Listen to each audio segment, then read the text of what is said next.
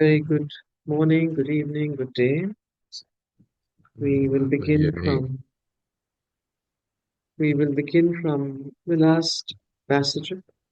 We ended the chapter on equality, page 199.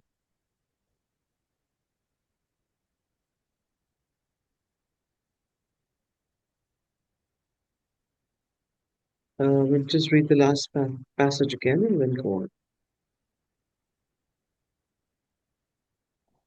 It's interesting to note that the way that Sri Aurobindo um, defines equality and explains it is quite different from the way that equality is normally understood by um, traditional yoga, which sees equality as something to to be equal, detached, stoic, um,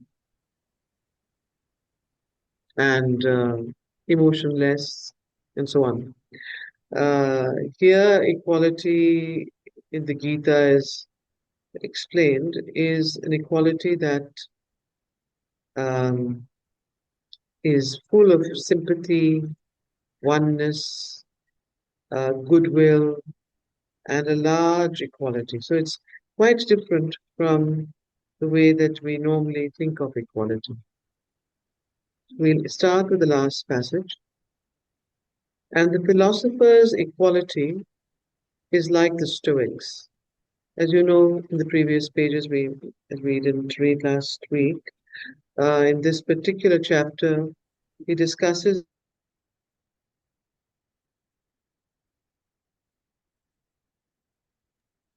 Amita, you are on a freeze. liberated, and then what are the different types of equality and how one needs to somewhat climb the ladder and go and before one has a full equality, have some experience of the other forms of equality. So in this last paragraph, he sort of summarizes it. And the philosopher's equality is like the Stoics, like the world fleeing ascetics, inwardly a lonely freedom, remote and aloof from men. But the man born to the divine birth has found the divine not only in himself, but in all beings. So he distinguishes between the philosopher's equality, the Stoic's equality, and the equality of the renunciate or the sannyasa, the ascetic's equality, and says all three have one particular attribute, which is a certain lonely freedom, remoteness, and aloofness from men.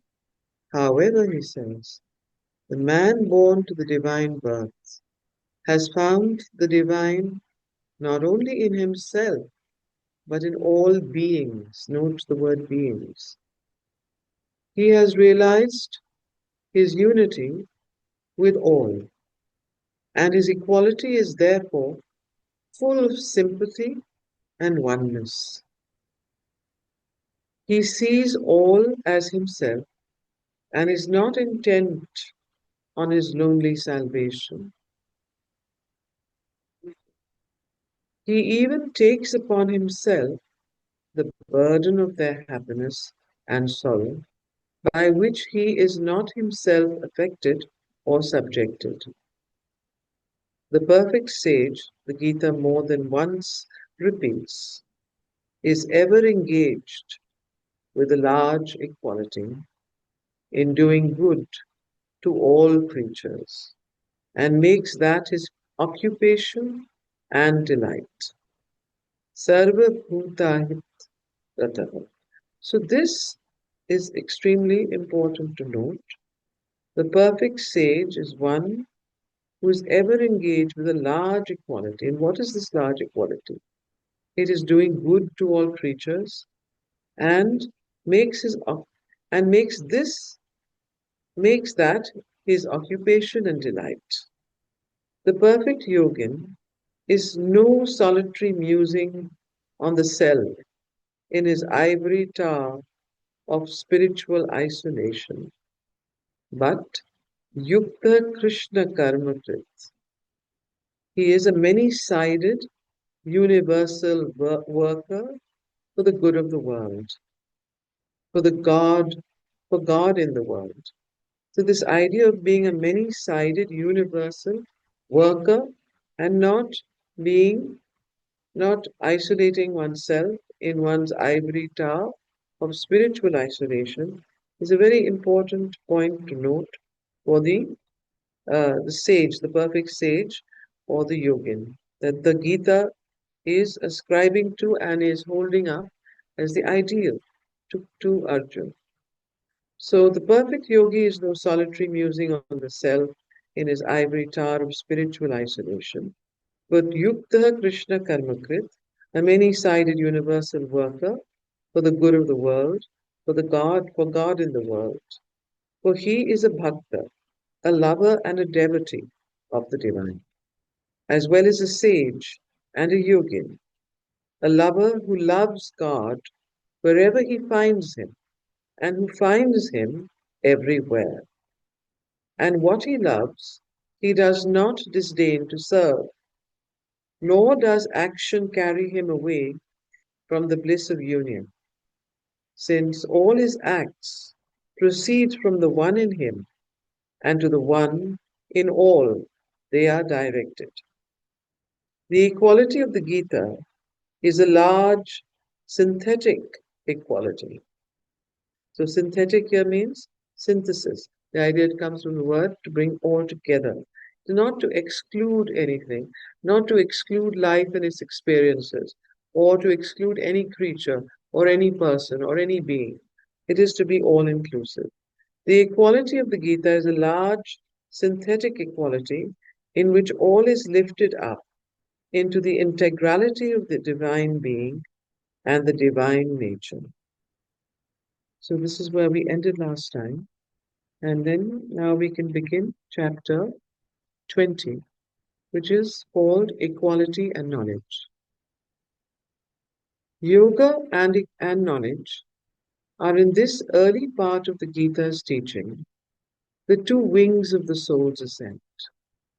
So the two wings of the soul's ascent is yoga and knowledge.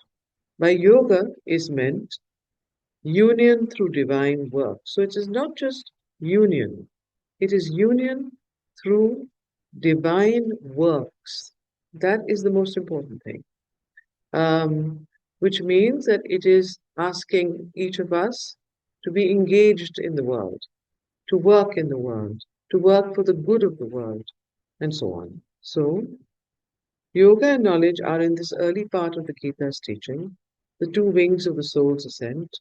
By yoga is meant union through divine works, done without desire, with equality of soul to all things and all men. Now, how is this divine work done? It is done, one, without desire.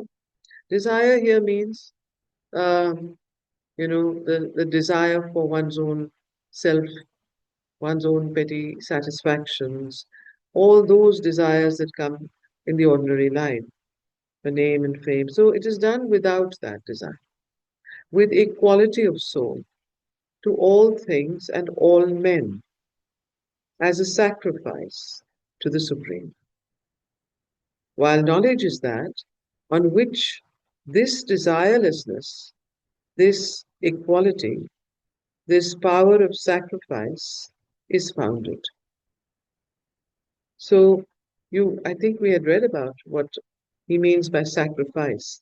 Sacrifice here again is not made, not is not a sacrifice that one does out of a feeling of loss or self-abnegation. It is a sacrifice which means making sacred, offering, surrender. Those are the words that come with a sacrifice. So, which knowledge? While knowledge is that on which this desirelessness and this equality, this power of sacrifice is founded. The two wings indeed assist each other's flight.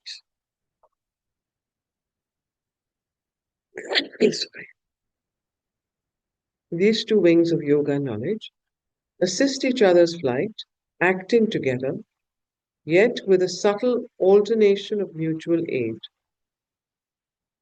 like the two eyes in a man, which see together because they see alternately. They increase one another mutually by interchange of substance. Now, this obviously is to do with physiology and biology, that the two eyes in a man see together because they see alternately. They increase one another mutually by interchange of substance.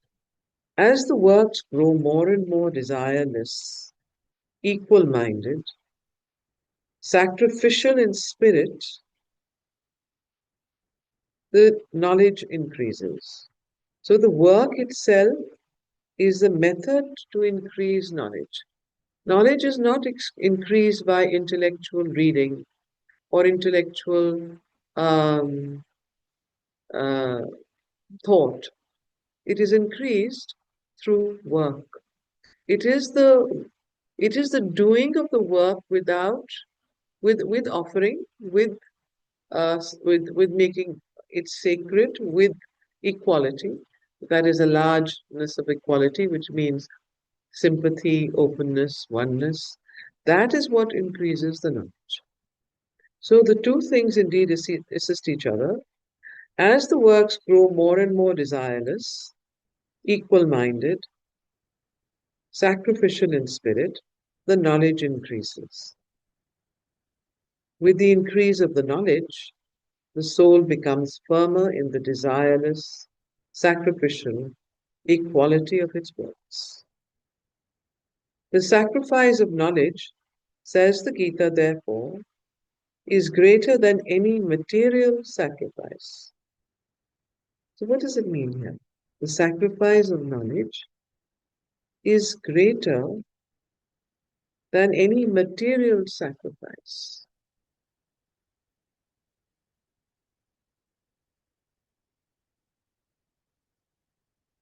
Even if thou art the greatest doer of sin, beyond all sinners, thou shalt cross over all the crookedness of evil in the ship of knowledge.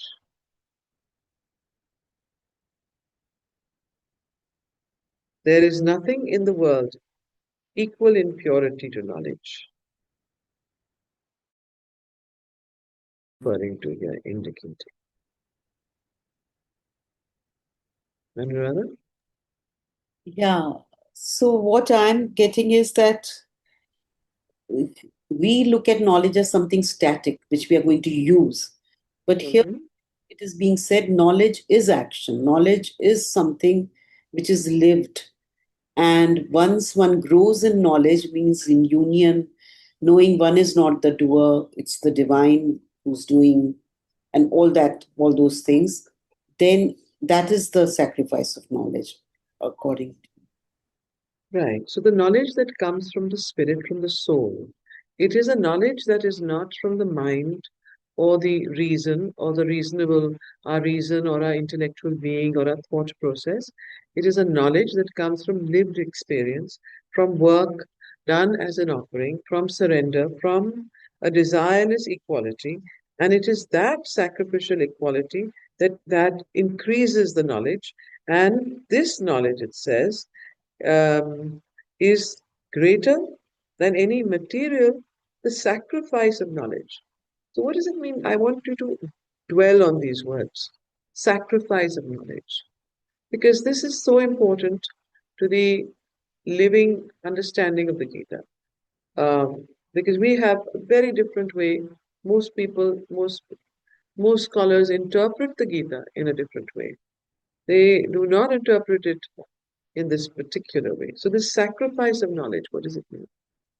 Jayashri, would you like to contemplate on it? What would you? Amita, I'm thinking, is he talking about self knowledge?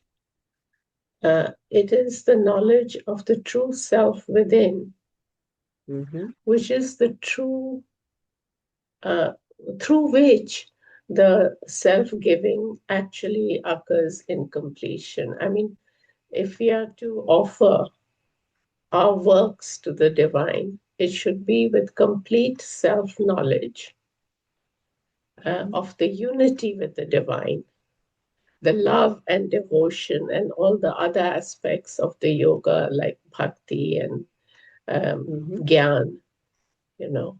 Um, Everything comes into play in self-knowledge. So with self-knowledge to do our work and therefore to offer that as a sacrifice.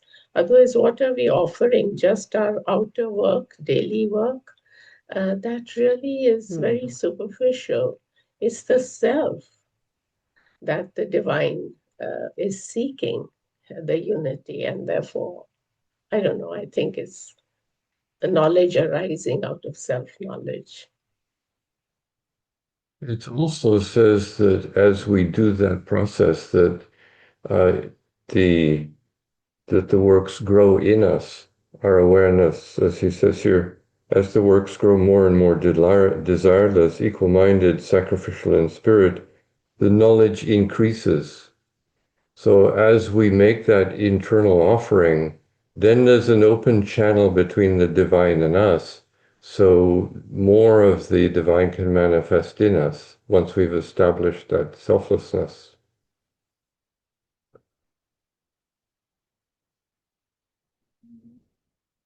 You're muted, Amita.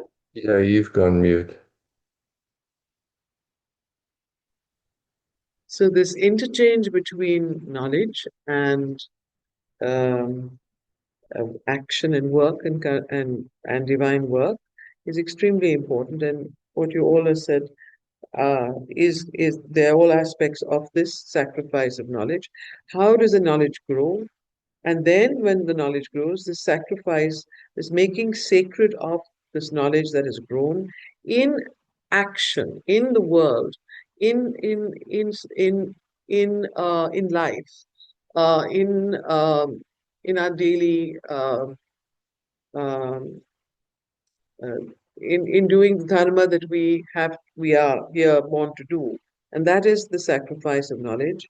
So the sacrifice of knowledge is greater than any material sacrifice. So, of course, generally we all want to go, but we always think that if we give of ourselves, we go to temples, and the first thing we do is offer, uh, some gifts or prasad, money or donate things and so on. So this is the reference there. It is greater than that. Even if thou art the greatest doer of sin, beyond all sinners, thou shalt cross over all the crookedness of evil in the ship of knowledge. There is nothing. So this awakening of knowledge, of true knowledge, like yes, you mentioned the self, the knowledge of the the truth, the true existence, the true self, the true divine, whatever you want to call it. That awakening is when everything then is destroyed. All our sins are destroyed in one moment. Whatever we were before is erased once that knowledge of um, that purity, there is nothing in the world equal in purity to knowledge. This ship of knowledge, when that awakens. By knowledge, desire, and its firstborn child, sin are destroyed. So it is by knowledge now, not by intellectual knowledge, that this same knowledge, knowledge of the truth, knowledge of the divine, knowledge of the working of the divine in the world, the working of the divine in ourselves, the experience of the spiritual experience, knowledge. This is when it destroys desire and sin. Because desire and sin cannot be totally destroyed by the mind. The mind is a lower function. By thinking and by a moral suppression or repression, desire and sin cannot be destroyed. In fact, that is the problem. That is why you have to do yoga, because if we could do it through the agency of our mind, then we would not need to do yoga. But the fact is that it just cannot be done because the instrument that is being used is itself the problem. So we have to go down or go deep into a deeper and higher instrumentation. So there is nothing in the world equal in purity to knowledge. By knowledge, desire and its firstborn child, sin are destroyed. The liberated man is able to do works as a sacrifice because he is freed from attachment through his mind, heart, and spirit, being firmly founded in self-knowledge. So this founding in self-knowledge, this freedom from attachment comes only when you are firmly founded in the knowledge of the self. And this freedom from attachment comes not only in the mind, it comes in the heart and spirit.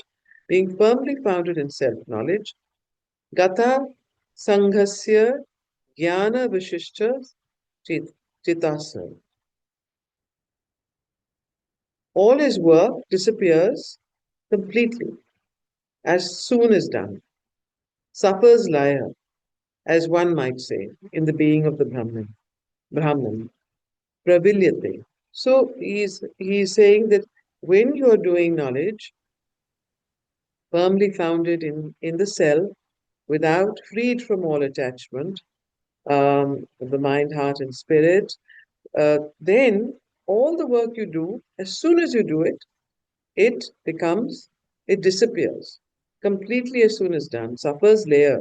So this is it, it goes through what might be in the being of the Brahman, pravilyate. It has no reactionary consequence on the soul of the apparent doer. So there is no, what is the word in, there is no residue left. There is no sanskara or what they call is, Um, um, hmm? Yes, there's a word for karma, it. Karma, karmic, yes. Karmic, yes. There is no karmic residue left. It's gone. It's disappeared. It's so pure. It's so free. It's so uh, uh, unified that it disappears as soon as you do it. So the Amita, work is done. Yes. Amita, can I just mention an observation? Um, Sure. he's, he says here, he's talking about the liberated man. Yes. The liberated man is able to do work as a sacrifice because he's freed from attachment. In the last chapter on equality, we read that it is samatha, it is equality that brings liberation. So the Yes. practice of equality, Mm-hmm. um, where he talks about endurance, rising above the situation, and then Yes. finally submitting to the divine. That Yes. is what gives us the liberation. So he's talking about the special quality that has to be Hmm. developed. Only then all this can follow, Yes. Absolutely. right? The liberated man is able to do works as a sacrifice because he is freed from attachment. And the Yeah. freeing from attachment is done through equality, is developing the different forms of equality, like was mentioned. So the signs of the liberated man, as you saw, the last chapter begins, what are the signs of the liberated man? And then it goes into the different signs. So this liberated man then is able to do works as a sacrifice because he is freed from attachment and he is founded in self knowledge. All his work disappears completely as soon as done, as one might say in the being of the Brahman. It has no reactionary consequence on the soul of the apparent doer.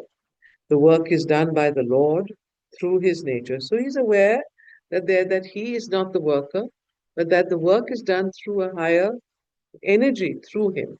And you begin to become the witness self because you see that when you are in actually, when you are absolutely, you've lost your own sense of who you are, and you are a complete instrument of the divine, then work, without you knowing it even, work is done through you by the higher divine consciousness.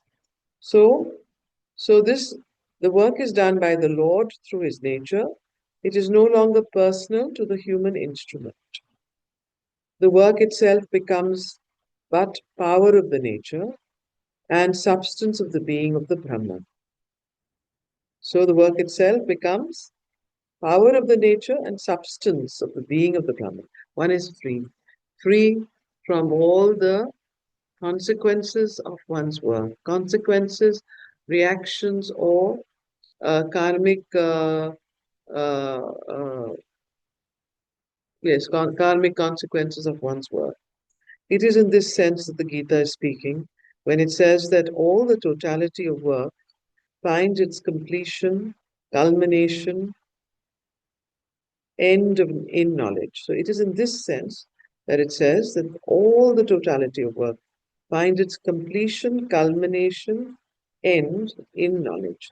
Sarvam karma khilam jnana parisham parishamas samapatyat. The fire, as a fire kindled turns to ashes its fuel, as a fire kindled turns to ashes its fuel, so the fire of knowledge turns all works to ashes. Now, what does that mean?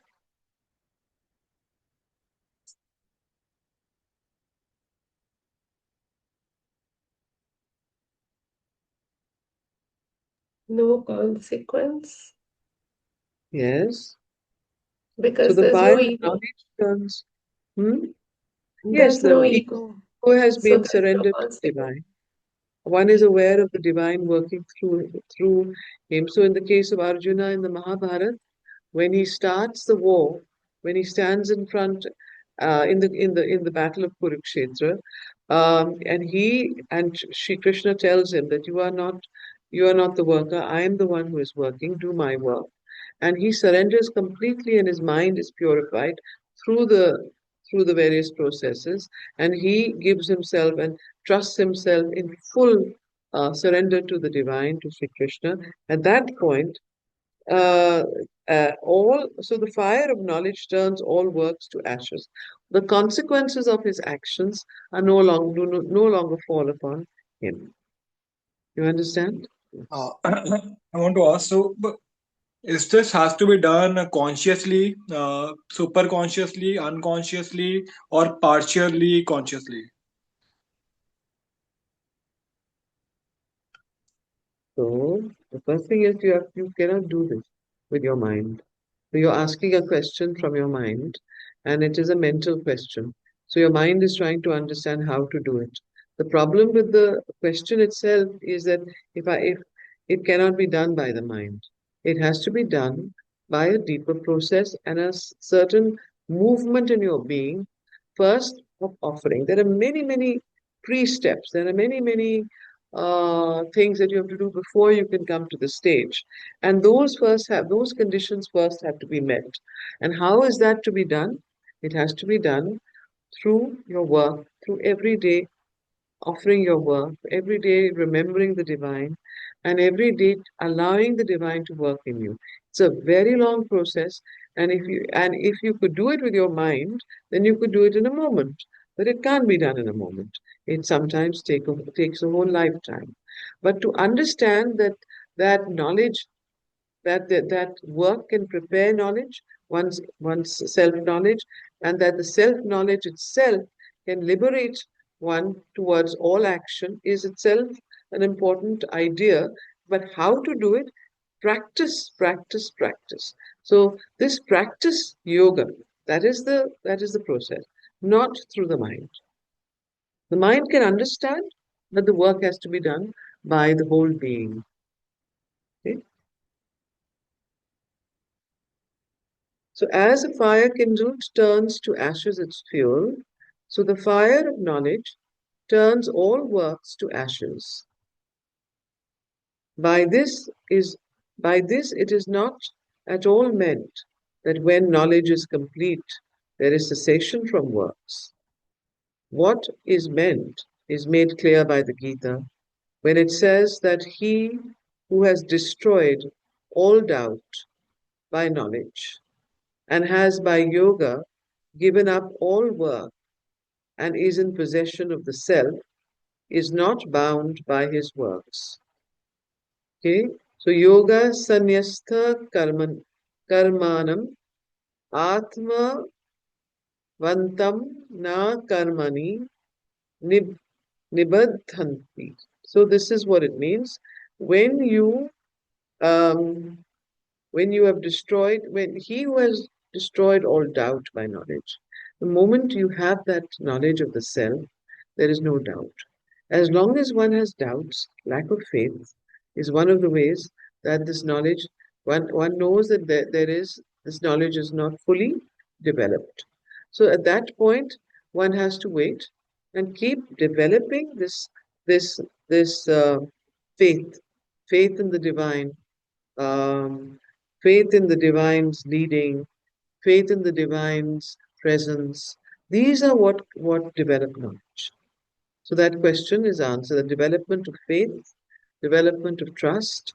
So what is meant is made clear by the Gita when it says that he who has destroyed all doubt by knowledge has by yoga, union with the divine, yoga, you've given up all works and is in possession of the self, is not bound by his works, and that he whose self has become the self of all existences, acts and yet is not affected by his works, is not caught in them, receives from them no soul ensnaring reaction, kurvam, kurvan apina lipyate.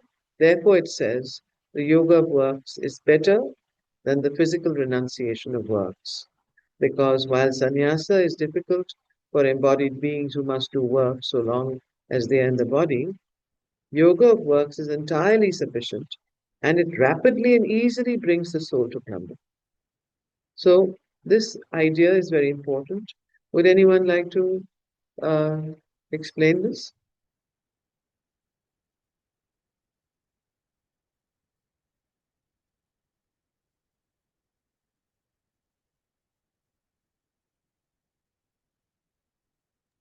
Can I try?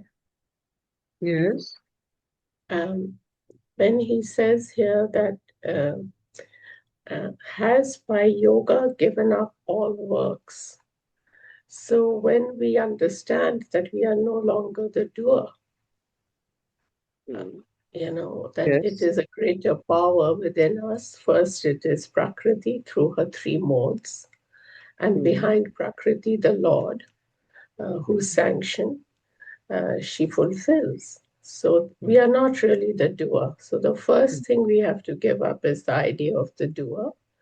And then the giving up of the fruit, therefore, comes more easily. Then we realize we are no longer, therefore, the fruit does not belong to me, therefore, it belongs to the person, to the entity, to the power that works truly behind the scenes. And that, So, yes. Go ahead.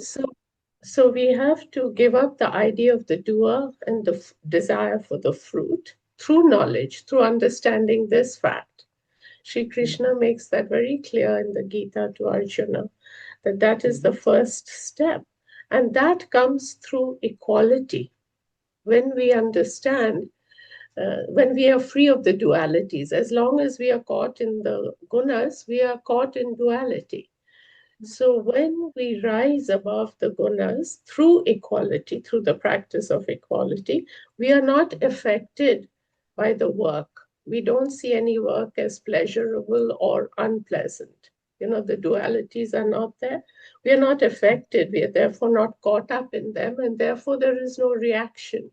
Generally, we Yes. have reaction to our work. We either like it or we dislike it, or we are indifferent to it and we just do it carelessly.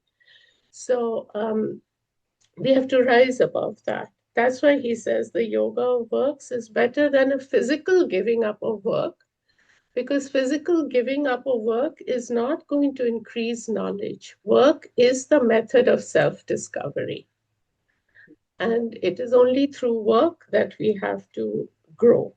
And that is Yes. therefore entirely sufficient, and it rapidly and easily brings the soul to Brahman, means to self-knowledge, provided we follow the path of yoga and not follow the mind and its Yes. understanding and our ego and desire. Ego and desire have to be overcome.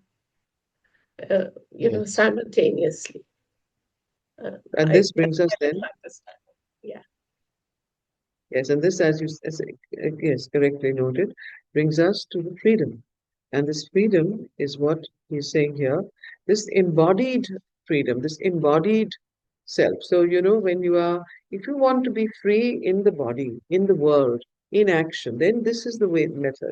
If you want to just go into moksha or nirvana and go into some sort of samadhi and sit there, that's the different path. Then when you come back into your body, you're the old nature, the same old person. But if you want to transform, be an embodied being, this is the way to do it. Therefore it says the yoga of works is better than the physical renunciation of works, because while sannyasa is difficult for embodied beings who must do work so long as they are in the body, yoga of works is entirely sufficient, and it rapidly and easily brings the soul to Brahman. That yoga of works is, as we have seen, the offering of all action to the Lord. So, what is the yoga of works? It is the offering of all action to the Lord. That is the first step. Offering of all action to the Lord. That is what creates the process of knowledge. That is what creates the conditions of knowledge, let me put it. So the yoga of works is, as we have seen, the offering of all action to the Lord, which includes as its culmination an inner and not an outer, a spiritual, not a physical giving up of works into the Brahman. So it is then its culmination is a spiritual giving up of works into the Brahman, not a physical giving up of works. It is an inner uh, um, uh, sacrifice. It's not an outer, uh, you know, giving up. So this distinction is then that yoga works is the offering of all action to the Lord, which induces as its culmination an inner and not an outer, a spiritual, not a physical giving up of works into the Brahman, into the being of the Lord. Brahmani adhyay karmani mai sanyasya. When works are thus reposed on the Brahman, when works are thus reposed on the Brahman, the personality of the instrumental doer ceases.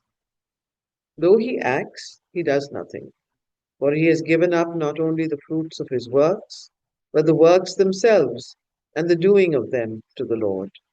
The divine then takes the burden of works from him.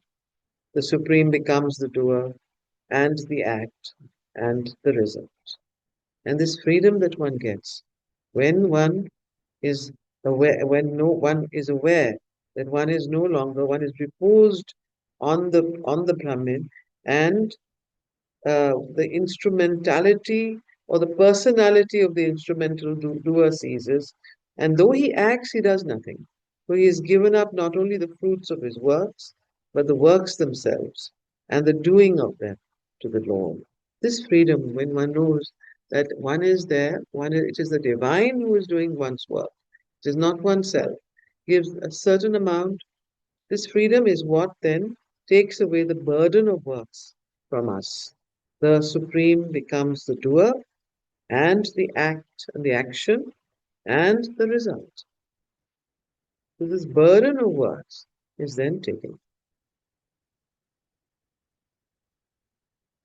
The knowledge of which the Gita speaks is not an intellectual activity of the mind.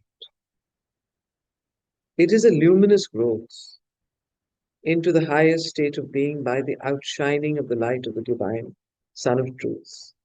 So this knowledge of which the Gita speaks is not an intellectual activity of the mind. What is it? It is a luminous growth into the highest state of being by the outshining of the light of the divine Sun of Truth. So the divine Sun of Truth, that rhythm, uh, that comes from the highest divine consciousness, the truth, the sun, lying concealed in the darkness of our ignorance, of which the Rig Veda speaks, Tat Satyam Suryam Tamasi Shiyantam. So that is the sun, that outshines the light of the divine sun of truth. Who is there speaking? Sorry? So the sun is being given. The sun is being given the importance of the divine light that would be illuminated within us, and then whatever we work with our senses, be it our hands, whatever we taste, it would be then done with that illuminate light of the sun. Yes. So this is not the physical sun. This is the supramental sun, or the suns, the inner suns of consciousness. That's SUN. So this is of course a different fount, of which the physical sun is a symbol. So uh, that truth, the sun lying concealed in the darkness of our ignorance, of which the Rig Veda speaks, the immutable Brahman is there in the spirit skies.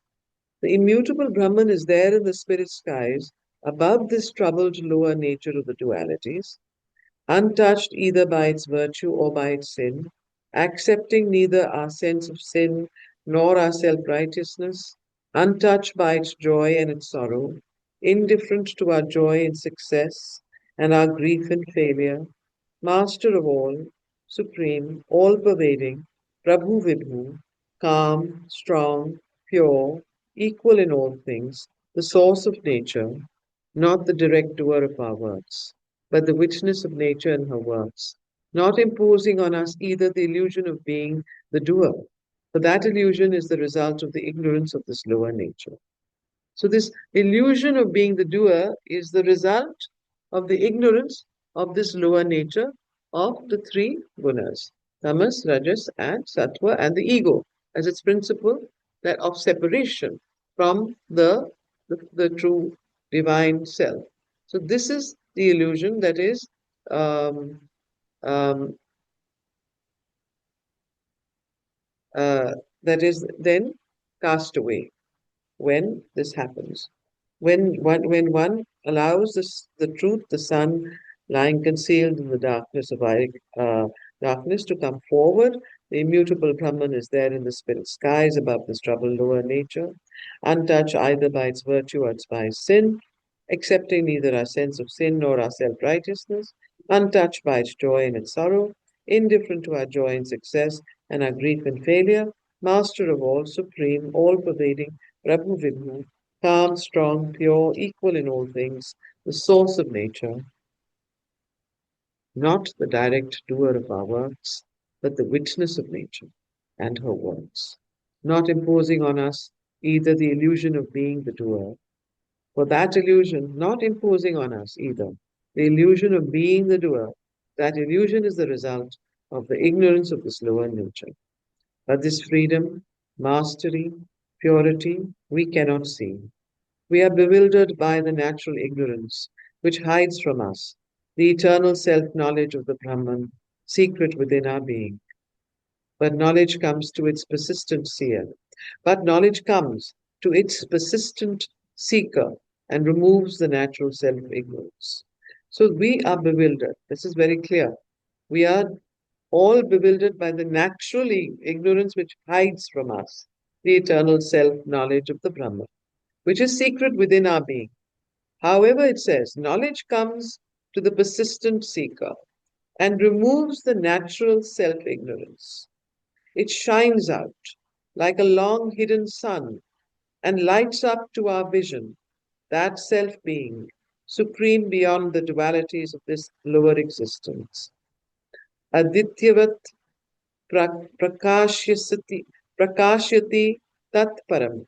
By a long, wholehearted endeavor, by directing our whole conscious being to that, by making that our whole aim, by turning it into the whole object of our discerning mind, and so seeing it not only in ourselves, but everywhere, we become one thought and self with that. Tad buddhayas, tad atmanam.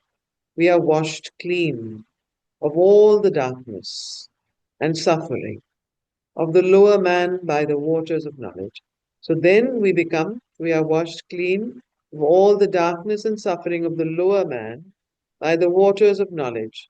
Jnana nirdhuta kalmasya, kalmasaha. So, would anyone like to explain this last thought, this last paragraph? What is he saying here in simple words? It's It given is at mentioning.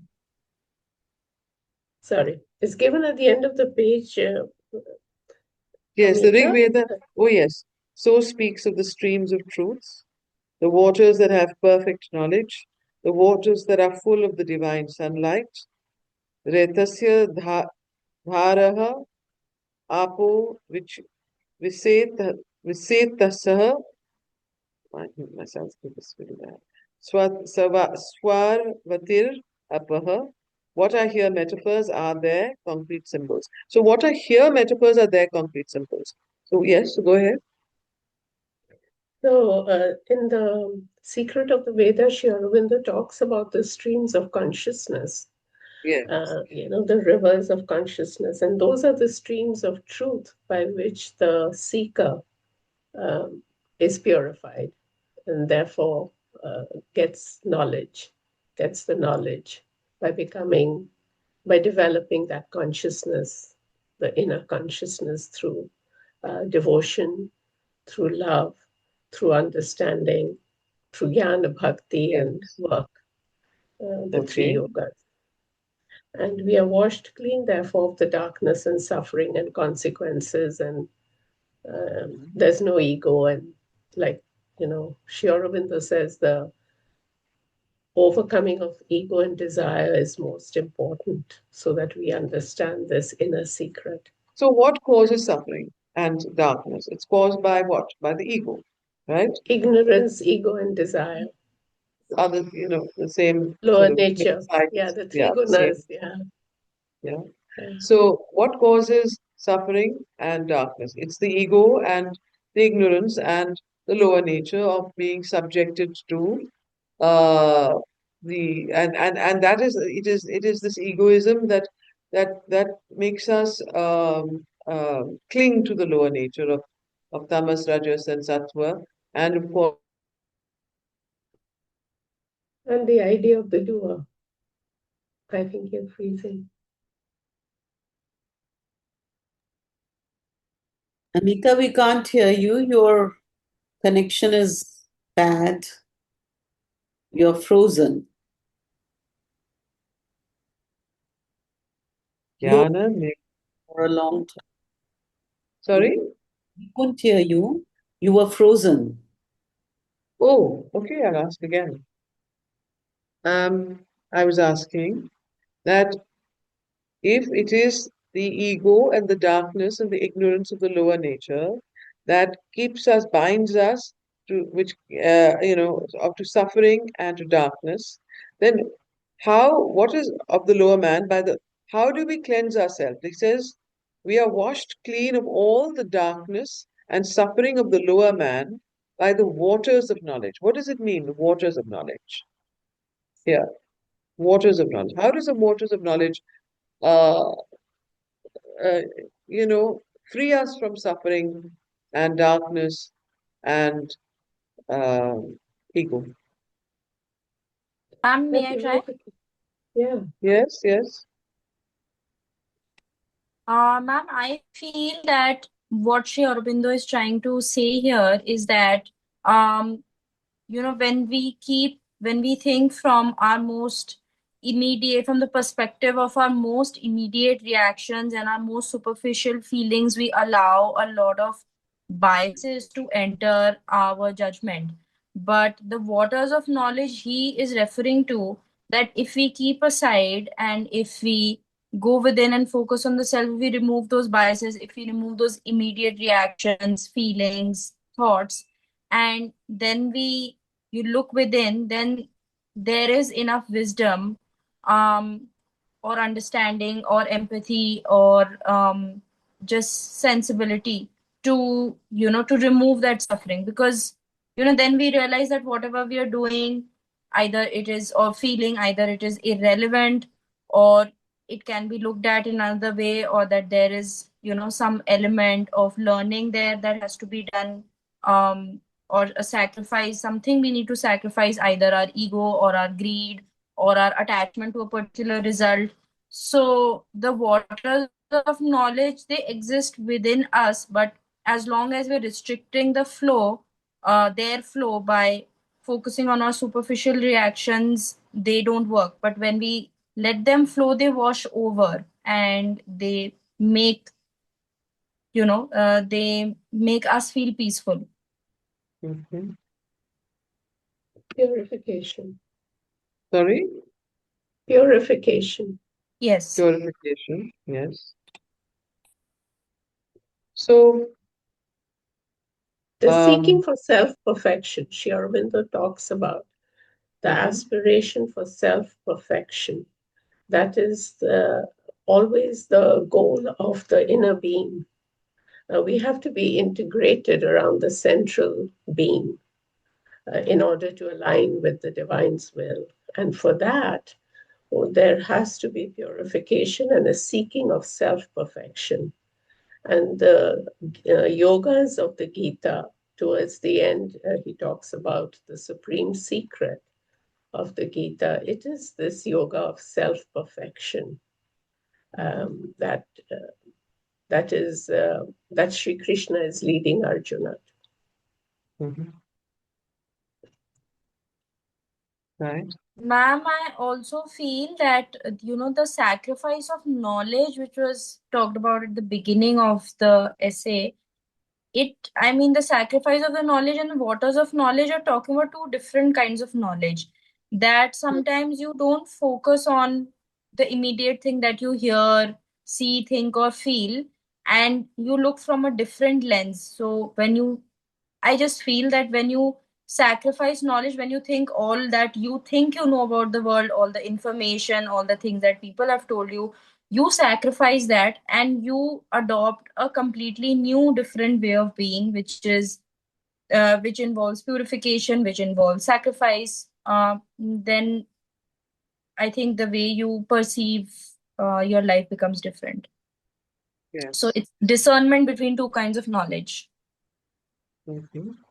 This wanting to be able to be free of the ego, to be free of suffering and all desires and all the egoistic reactions of our being, one needs to then repose different, into a deeper consciousness, into the witness self, to be able to watch and to be observant and to see where are those movements coming from and what is Mm. it, and not to attach oneself and to own them, not to not to see that they don't belong to oneself. That is one way of being able to free oneself from this. Otherwise, Mm. we hold on to them, we love our suffering, we wallow in our depression. We wallow in our sense of self-pity and, what is it called? Um, victimization, so to speak. Mm. So there are all kinds of things that happen. Now, Mm. this is what he's also trying to say, that the Purusha, to step out, to step back. There is the divine self behind nature, this greater self, the Brahman secret within our being, the eternal self-knowledge of the Brahman secret within our being. But knowledge comes to its persistent seeker and removes the natural self-ignorance. Now, please note the word natural self-ignorance, because it is natural to the being to be ignorant.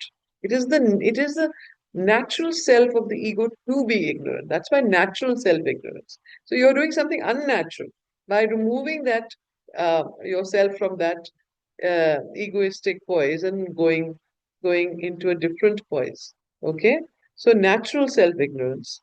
It shines out like a long hidden sun and lights up to our vision that self being, supreme beyond the dualities of this lower existence. By a long, wholehearted endeavor, by directing our whole conscious being to that, by making that our whole aim, by turning it into the whole object of our discerning mind, and so seeing it not only in ourselves but everywhere, we become one thought and self with that. We are washed clean of all the darkness, and suffering of the lower man by the waters of knowledge. So this waters of knowledge then is allowed to flow into the being when one dissociates and doesn't become identified with the ego and the ignorance and the desires and the suffering and the uh, love of and whatever else that happens. So that is when the waters of self-knowledge can flow. But to detach oneself and to give up this suffering and ego is very difficult, and that is where the yoga is needed. So, this of transparency. No, waters of you is actually a Rig Veda symbol of the consciousness, the supreme of the higher consciousness, of the streams of truth. You know, Satyam Ritam Brihat. That is what the waters is. And transparency is an attribute of those waters. One of the attributes, but there are many others.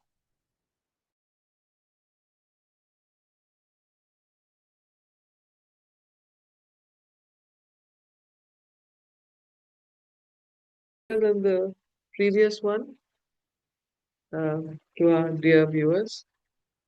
Hello?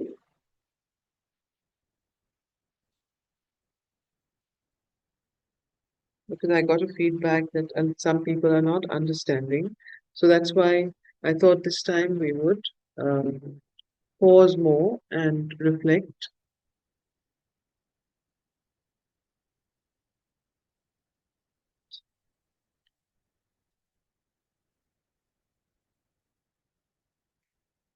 We can end with 1 minute of concentration.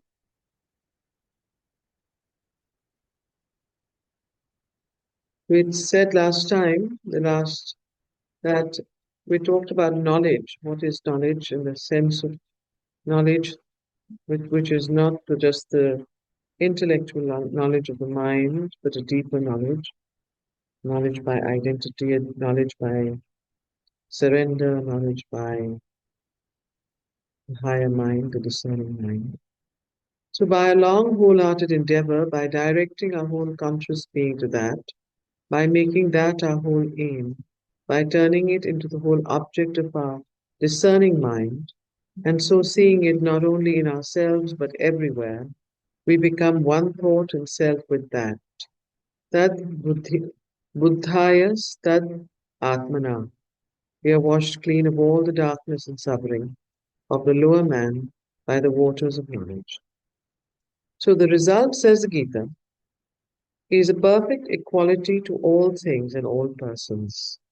And then only can we repose our works completely in the Brahman. For the Brahman is equal, samam Brahman. And it is only when we have this perfect equality, samya stitam manaha, seeing with an equal eye, the learned and the cultured Brahmin, the cow, the elephant, the dog, the outcast, and knowing all is one Brahman, that we can, living in that oneness, see like the Brahman our works proceeding from the nature, freely without any fear of attachment, sin or bondage. So these are the three catches: attachment, sin or bondage.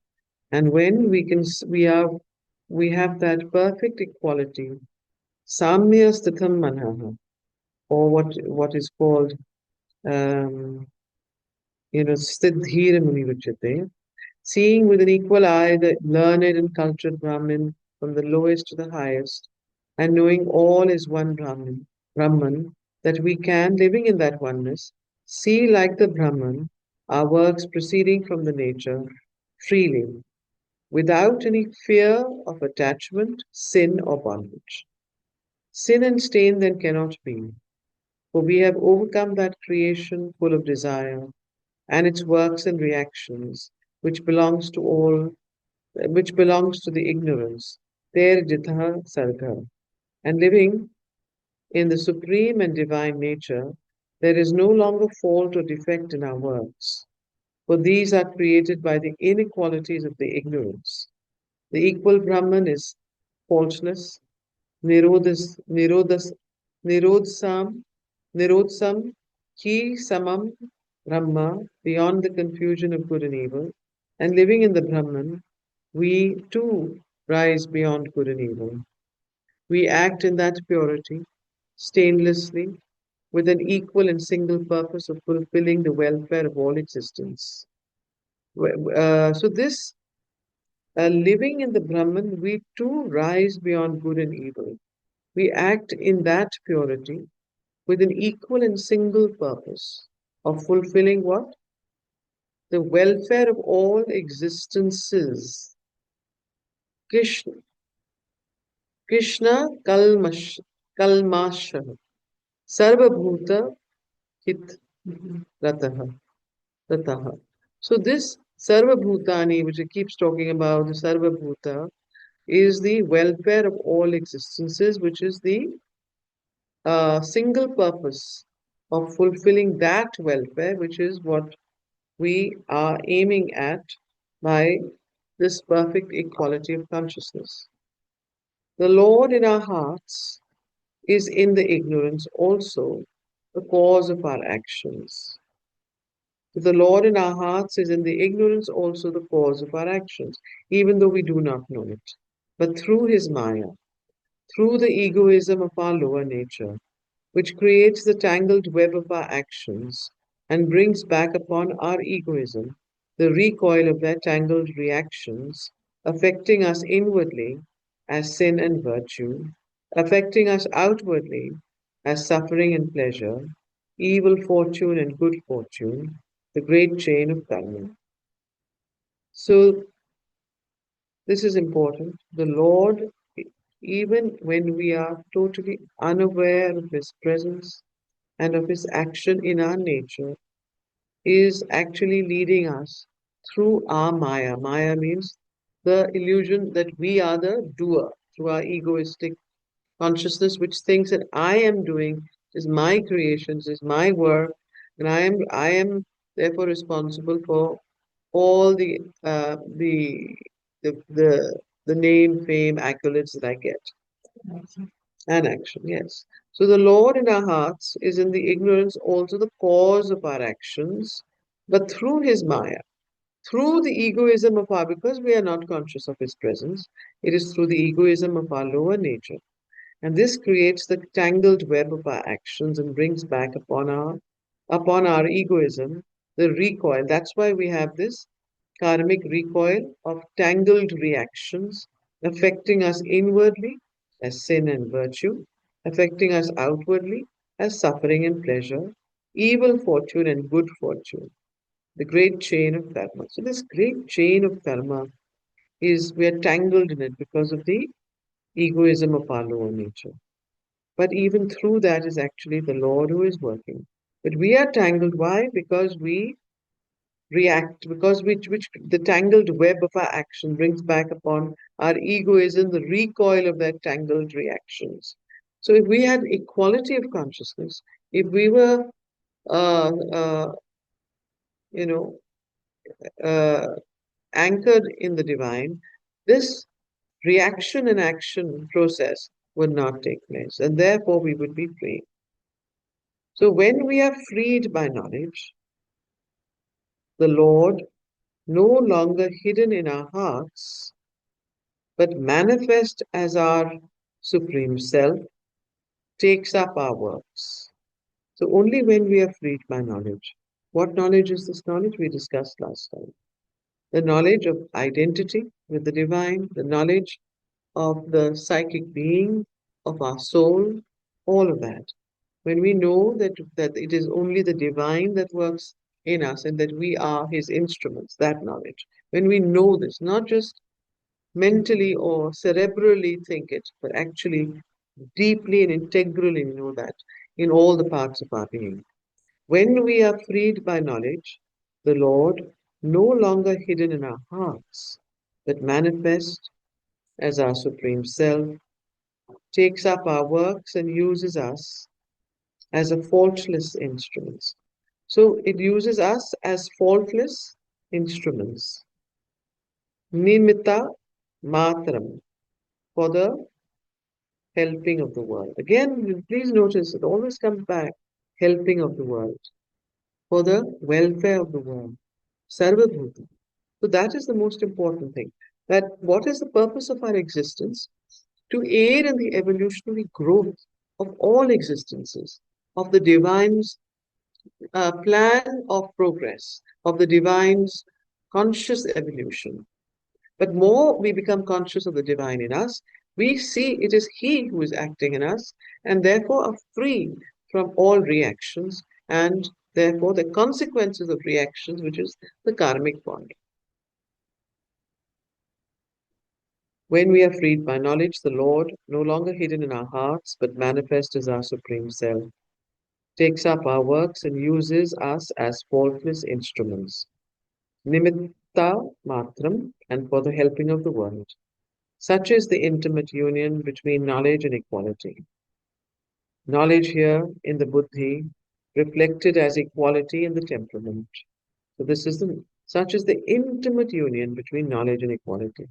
Knowledge here in the buddhi is reflected as equality in the temperament. Temperament is the vital nature mostly, but the whole temperament of the being, every thread of our consciousness. So it is equality as equality in the temperament above on a higher plane of consciousness. Knowledge as the light of the being, equality as the stuff of the nature. Any questions or comments here?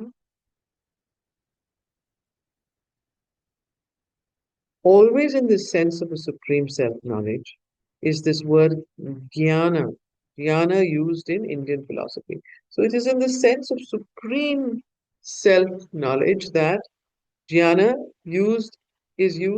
word jnana used in Indian philosophy and yoga. Jnana, everyone has it. It is the light by which we grow into our true being. So what is this jnana? This is the light, actually jnana, right? Anuradha ji, Sanskritam. Would you like to comment on that after all your Sanskrit classes Yeah, I'm online? not able to get the correct pronunciation. It is like jnana. There is Yeah, a no. yeah, yeah, that's right. Okay, it is the light by which we grow into our true being, not the knowledge by which we increase our information and our intellectual riches. So, this jnana is the light by which we grow into our true being, and it is not the knowledge by which we increase our information and our intellectual riches. That is the knowledge that he's talking about, the supreme self knowledge. So, not the knowledge by which we increase our information and our intellectual riches. It is not scientific or psychological or philosophic or ethical or aesthetic or worldly and practical knowledge. So he said it's none of these scientific, psychological, philosophical, and so on. These too, no doubt, help us to grow, but only in the becoming, not in the being. So the difference between becoming, the personality unfolding is the becoming. The being is that presence that holds the whole person and is the person. So these outer forms of knowledge, whether they are psychological, philosophical, scientific, worldly, practical, help us only in the becoming, not in the being. They enter into the definition of yogic knowledge only when we use them as aids to know the Supreme. So they only become yogic knowledge only when we use these outer forms of knowledge to know the Supreme, the Self, the Divine. Scientific knowledge when we can get through the veil of processes and phenomena and see the one reality behind which explains them all. Psychological knowledge, when we use it to know ourselves and to distinguish the lower from the higher, so that this we may renounce and into that we may grow. Philosophical knowledge, when we turn it as a light upon the essential principles of existence, so as to discover and live in that which is eternal. Ethical knowledge, when by it having distinguished sin from virtue, We put away the one and rise above the other into the pure innocence of the divine nature. Aesthetic knowledge, when we discover by it the beauty of the divine. Knowledge of the world, when we see through it the way of the Lord with his creatures and use it for the service of the divine in man. Even then, they are only aids. All these 4 or 5 different types of knowledge that has been described here, which even if they are used for yogic purposes or to rise in our for the raising of our consciousness to the divine, even so they are even then they are only aids. The real knowledge is that which is secret to the mind, of which the mind only gets reflections, but which lives in the spirit. So the real knowledge lives in the spirit, and the mind is only gets reflections of that and cannot know it. The Gita, in describing how we come by this knowledge, says that we get first initiation into it. So how do we come by this divine knowledge or the supreme knowledge, as the Gita calls it? We get it first by first in some sort of initiation into it from the men of knowledge who have seen. So those who have seen, the sages, Drishta. So those who have seen, who have known, who have realized, we get some sense of initiation from the men of knowledge who have seen, not those who know merely by the intellect its essential truths. So it is not the intellectual man who knows the essential truths but has not seen it. You cannot get this knowledge from intellectuality or from the highest intellect. So it is from the men of knowledge who have seen, not those who know merely by the intellect its essential truths, but the actuality of it comes from within ourselves. The man who is perfected by yoga finds it of himself in the self by the course of time. So he who is perfected by yoga finds it of himself in the self by the course of time. Please note these words. Course of time finds it, it grows within him, right? Finds it of himself in the self by the course of time. It grows within him, that is to say, and he grows into it as he goes on increasing in desirelessness, in equality, in devotion to the divine. These are the 3 most important elements. He grows into it as he goes on increasing in what first? Desirelessness, equality, and devotion to the divine. It is one of the supreme knowledge that this can altogether be said. It is only of the supreme knowledge, sorry, that this can altogether be said. No other knowledge except the supreme knowledge can be gained through this way. It is only of the supreme knowledge that this can altogether be said. The knowledge which the intellect of man amasses is gathered laboriously by the senses and the reason from outside. So this is the knowledge that is gained from within. It is gained through time. It takes time. Because you develop in wisdom, you develop in desirelessness, you develop in devotion and love for the divine, you also develop in equality. So these are the 3 ways and 3 methods. And finally, so it is only of the supreme knowledge that this can altogether be said. The knowledge which the intellect of man amasses is gathered laboriously by the senses and the reason from outside. To get the other knowledge, self-existent, intuitive, self-experiencing, self-revealing, we must have conquered and controlled our mind and senses. So 2 things have to be done. The conquest and control of our mind and the conquest and control of our senses. The 5 senses mainly and then the others. So samyate, samyate indriya, so that we are no longer subject to their delusions. We're no longer subject to the delusions of the indriyas, of the five senses, but rather the mind and senses become its pure mirror. We must have fixed our whole conscious being on the truth of that supreme reality in which all exists, Tattva, so that it may display in us its luminous self-existence.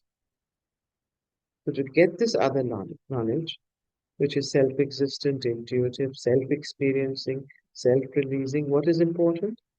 Control of our mind and our senses, so that we are no longer subject to their delusions, but rather that the mind and senses become its pure mirror. And then we can fix our whole conscious being on the truth of that supreme reality in which all exists, that way, so that it may display in us its luminous self-existence. Finally, we must have a, we must have a faith which no intellectual doubt can be allowed to disturb. Shraddhavan labhyate jnanam. So that Shraddha, the faith which no intellectual doubt can disturb. The ignorant who has not faith, the soul of doubt goeth to perdition. So the ignorant who has not faith, the soul of doubt goeth to perdition. Neither this world, nor the supreme world, nor any happiness is for the soul full of doubts. So this is important. The importance and the relevance of increasing our faith, of fortifying our faith, of guarding our faith, because faith can easily be destroyed, and it is often destroyed by the mind through doubt, through the agency of doubt that creeps into the mind very stealthily, very unconspicuously. Before you know it, it's caught hold of you. And then you have these doubts about everything. And then you self doubt, then you doubt the other, then you doubt everything. And the moment you start doubting everything, you fall into perdition. So, this is something very important. Finally, we must have a faith which no intellectual doubt can be allowed to disturb. The ignorant who has not faith, the soul of doubt, goeth to perdition. Neither this world nor the supreme world, nor any happiness is for the soul full of doubts. In fact, it is true that without faith, nothing decisive can be achieved, either in this world or for possession of the world above, and that it is only by laying hold of some sure basis and positive support that man can attain any measure of terrestrial or celestial success and satisfaction and happiness. So, in fact, it, it is true that without faith, nothing decisive can be done either in this world or in worlds above, neither in yoga nor in the worldly life, neither for success in the world or success in the divine realization. So, faith is something that is the bedrock of progress and of movement forward. So, guard it like your life. In fact, it is true that without faith, nothing decisive can be achieved either in this world or for possession of the world above, and that it is only by laying hold of some sure basis and positive support that man can attain any measure of terrestrial or celestial success and satisfaction and happiness. The merely skeptical mind loses itself in the voyage. But still, in the lower knowledge, doubt and skepticism have their temporary uses. So in the lower knowledge, when you're acting in the lower knowledge, in the ordinary consciousness, in the ordinary world, there is a place for doubt and skepticism. And that has its temporary uses. In the higher knowledge, in the higher dimensions of of consciousness, realization, and yoga, they are stumbling blocks.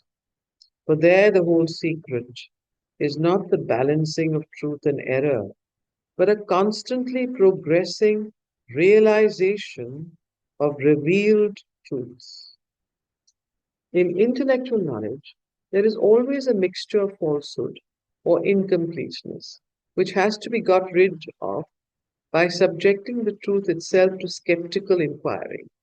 But in the higher knowledge, falsehood cannot enter, and that which intellect contributes by attaching itself to this or that opinion cannot be got rid of by mere questioning, but will fall away of itself by persistence in realization. Whatever incompleteness there is in the knowledge attained, it must be got rid of, not by questioning in its roots what has already been realized, but by proceeding to further and more complete realization through a deeper, higher, and wider living in the Spirit.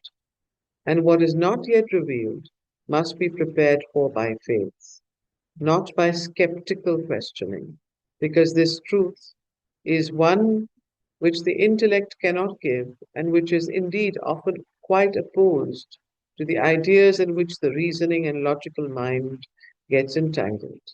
It is not a truth which has to be proved, but a truth which has to be lived inwardly, a greater reality into which we have to grow.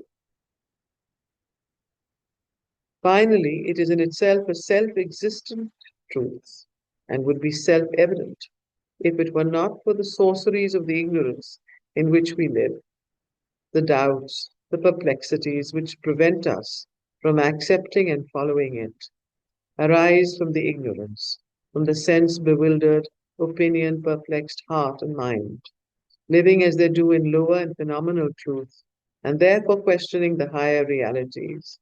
Ajnana bhutam. Ajnana sambhutam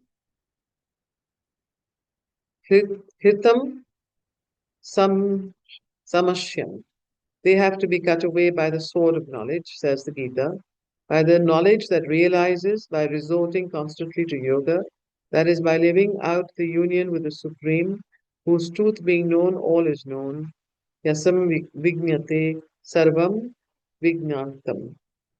So this is the very important uh, distinction drawn here between the the need for uh,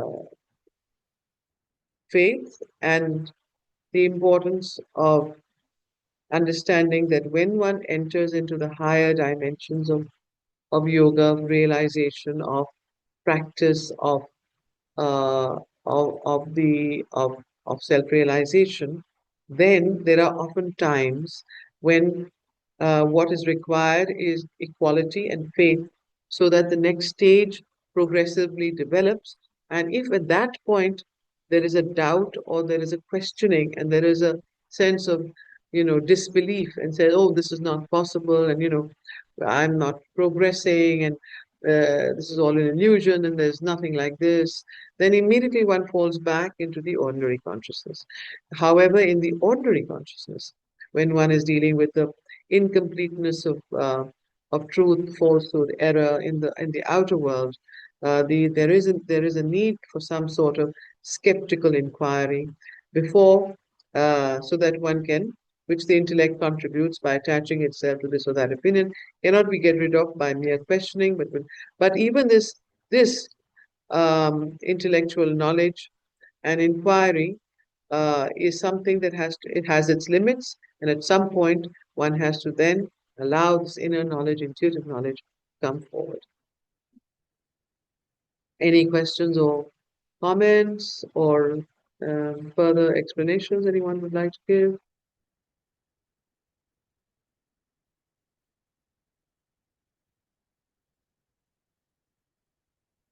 Is it clear? Yeah? Can I just add one more thing, which is the Radha's prayer seems to resonate with me here with these last few paragraphs. If I can add to that. Yes, that's a very interesting addition because the Radha's prayer is a prayer where she completely gives herself at the feet of the divine, and she says, you know, um, she allows that divine consciousness to enter into her mind, into the cells of her body, into the consciousness, and then it makes us in tremendous leap of faith and of self-giving, of equality, where she says, well, you decide what you want to do with me, whether you want me to live or die, whether you want me to suffer, or you want me to have joy, whether you want name or fame, or you want to give me failure. But that prayer, therefore, is a very, very strong and powerful prayer, which, if you can recite aloud, in the beginning, it's almost, there's this part of you that becomes afraid because you have to do that, so there's always a part of the vital that wants to cling to its own preferences, its own ways. It doesn't want to give itself up. So therefore, it takes time to really, really internalize that prayer and make it so real and powerful that this then becomes a living reality. Yes, Jayashree, you want to say something? Okay. So they have to be cut away by the sword of knowledge, says the Gita, by the knowledge that realizes. Where was I? No, I think it was. Hmm? This is the higher knowledge. Yes. So the higher knowledge we can then get is that which is to the knower of Brahman his constant vision of things when he lives uninterruptedly in the Brahman. Brahmavid Brahmani Stitha. That is not a vision or knowledge or consciousness of Brahman to the exclusion of all else, but a seeing of all in Brahman and, and as the self. For it is said, the knowledge by which we rise beyond all relapse back into the bewilderment of our mental nature is that by which thou shalt see all existences without exception in the self, then in me. So this higher knowledge we then get is that which is to the knower of Brahman his constant vision of things, when he lives uninterruptedly in the Brahman. That is not a vision or knowledge or consciousness of Brahman to the exclusion of all else, but a seeing of all in Brahman and as the self.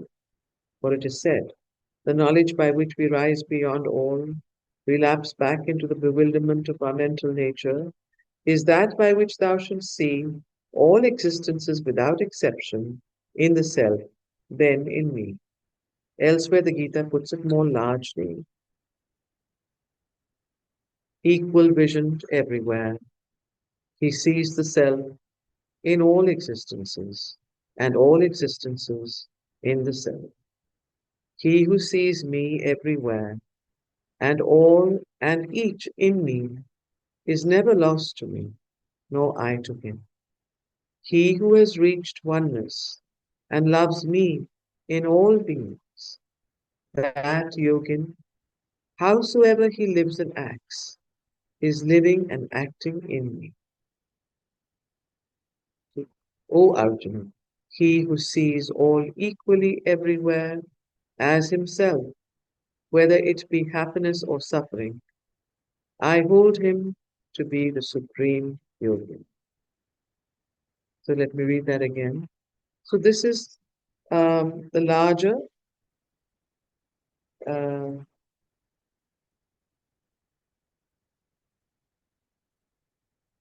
the vision, the higher knowledge which we get when we live uninterruptedly.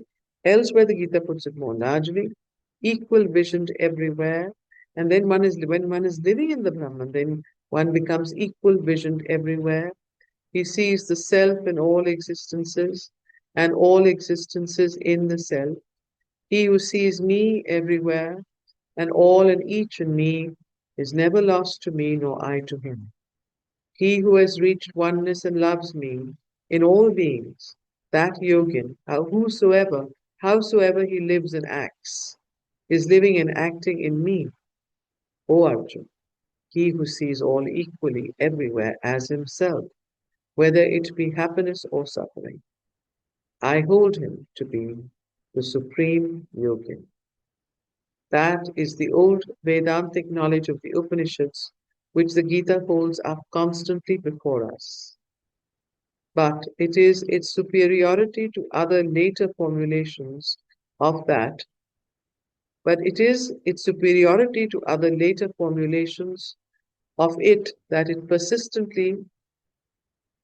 turns persistently this knowledge into a great practical philosophy of divine living. So, unlike what happens to later formulations, which are more theoretically, in the Gita, it turns persistently this knowledge of the Brahman, of this equal vision everywhere, into a great practical philosophy of divine living. Practical divine living. Philosophy of divine living.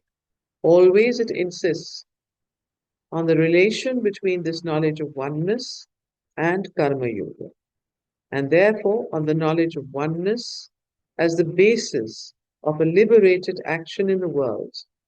Whenever it speaks of knowledge, it turns at once to speak of equality, which is its result. Whenever it speaks of equality, it turns to speak too of the knowledge which is its basis. The equality it enjoins does not begin and end in a static condition of the soul, useful only for self liberation. It is always a basis of works. The peace of the Brahman in the liberated soul is the foundation, the large, free, equal, worldwide action of the Lord in the liberated nature radiates the power which proceeds from that peace. These two made one synthesize divine works and God knowledge. So, this idea that this equality, this oneness, this equal vision, um, seeing and acting, all is there not just for self-realization and liberation, but for karma yoga. And it is a great philosophy, great practical philosophy of divine living. Always it insists on the relation between this knowledge of oneness and karma yoga. What is karma yoga? To do works in the world for the welfare of the peoples.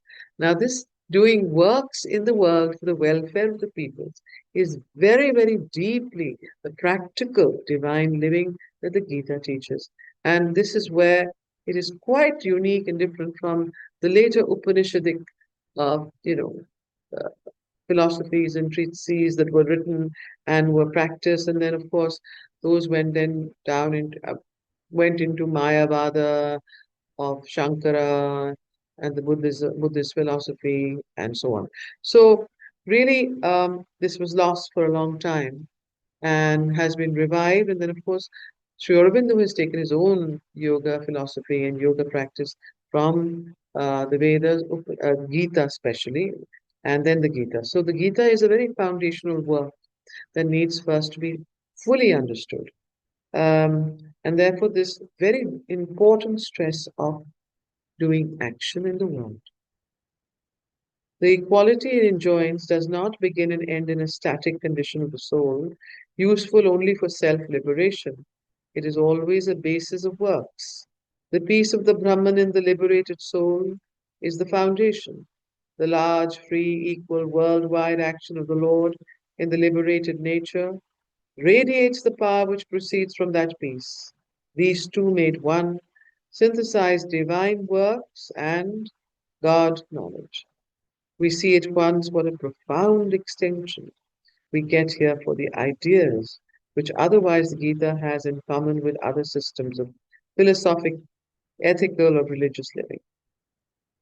So, this profound extension that we get here for the ideas which otherwise the Gita has in common with other philosophies, endurance, philosophic indifference, resignation are, as we have said, the foundation of three kinds of equality. But the Gita's truth of knowledge not only gathers them all up together, but gives them an infinitely profound, a magnificently ample significance. The Stoic knowledge is that of the soul's power of self-mastery by fortitude, an equality attained by a struggle with one's nature, maintained by a constant vigilance and control against its natural rebellions. It gives a noble peace, an austere happiness, but not the supreme joy of the liberated self-living, not by a, but not the supreme joy of the liberated self-living not by a rule, but in the pure, easy, spontaneous perfection of its divine being. So this Stoic knowledge is the soul's power of self-mastery by fortitude. However, it is not the joy of the liberated self, living not by the rule, but in the pure, easy, spontaneous perfection of its divine knowledge being, so that however it may act and live, it acts and lives in the divine.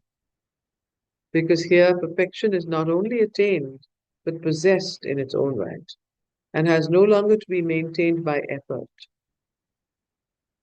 So perfection is not only attained, but possessed, and has no longer to be maintained by effort, which is what the Stoic knowledge, if it was just only up to the Stoic knowledge of equality, of by attained by struggle with one's own nature, maintained by constant vigilance and control, if that were the only, it only ended there, it would always be a constant struggle to keep it on. But here in the Gita, because of its very, very important reliance and use of karma, of works. And through works, the, the, the, the inner effulgence of self-knowledge, of knowledge of the Brahman that comes out through time, through work. That is what gives it this infinite joy, purity, infinite ease, which a stoic self-knowledge, you know, only alone endured more, by fortitude and by struggle and by mental control does not give. Yes? So there is a concept of Ashtang Yoga, which means you have to follow certain nam and niyam, and all of these are into purity your body, and then niyams are to be followed while doing certain activities before doing to yoga. What should be you eat, what you should not eat. You should have control into these things. And then yoga is something different, which is on supreme consciousness. So it is told that you should not be too much strict to your bodily consciousness. Sorry? So you should not be following that nam and niyam. There are 10 nams and 10 niyams. Yeah, so what is your question? So one should not follow these. It's not a rule to follow them. Ma'am, can I No. answer this? Yes, please. I think what this gentleman is referring to is the yama and the niyama of yoga, which is given in Patanjali's yoga. So here the meaning of yoga is different. This is the yoga as explained in Gita. So it probably refers more to faith or to discipline or control of mind than the yoga which is explained by Maharishi Patanjali. Patanjali. So this is different yoga. Hmm. Yes. But there is a place in even in this yoga to practice some sort of uh, I mean it could be part of the way, if you wish to. However, this is not the end. It is just it could be if it helps you to go beyond and helps you to reach this state of joy, of spontaneity, of the Brahman, of the knowledge of the divine in life, in works, in your body, in your mind, in your vital, then go ahead. But if it is only but if you stop there itself, then what happens is you get some sort of a go into some sort of a samadhi or liberation, but not in the world. And you don't embrace the world like it says, loka sangraha or sarva bhut. Can I say? Yes. So, very first lesson when you started Gita, what you told us was that Gita is not for everyone, it was meant for Arjuna. Yes. And Arjuna already is not Kshatriya. an ordinary person. He is already a very self-disciplined person. He is already very focused and intelligent, and he through Yam and Niyam has already attained a certain intellectual level. So the Yam and Niyam are actually the basis. They are equivalent to Ten Commandments but they are for you assume that they are like kindergarten, Right. first classes. There is stage, They yes. are the stage, and when we are coming to Gita, you already should have attained that stage. That is what I am. Okay. The Stoic, so there are many paths. There are many paths you can take. The sunlit path or the hard path that you feel that you are the driver and you are the one who's working. So the Stoic knowledge is that of the soul's power of self-mastery by fortitude and equality attained by struggle. Sorry? Yeah. To the mind, to the higher mind.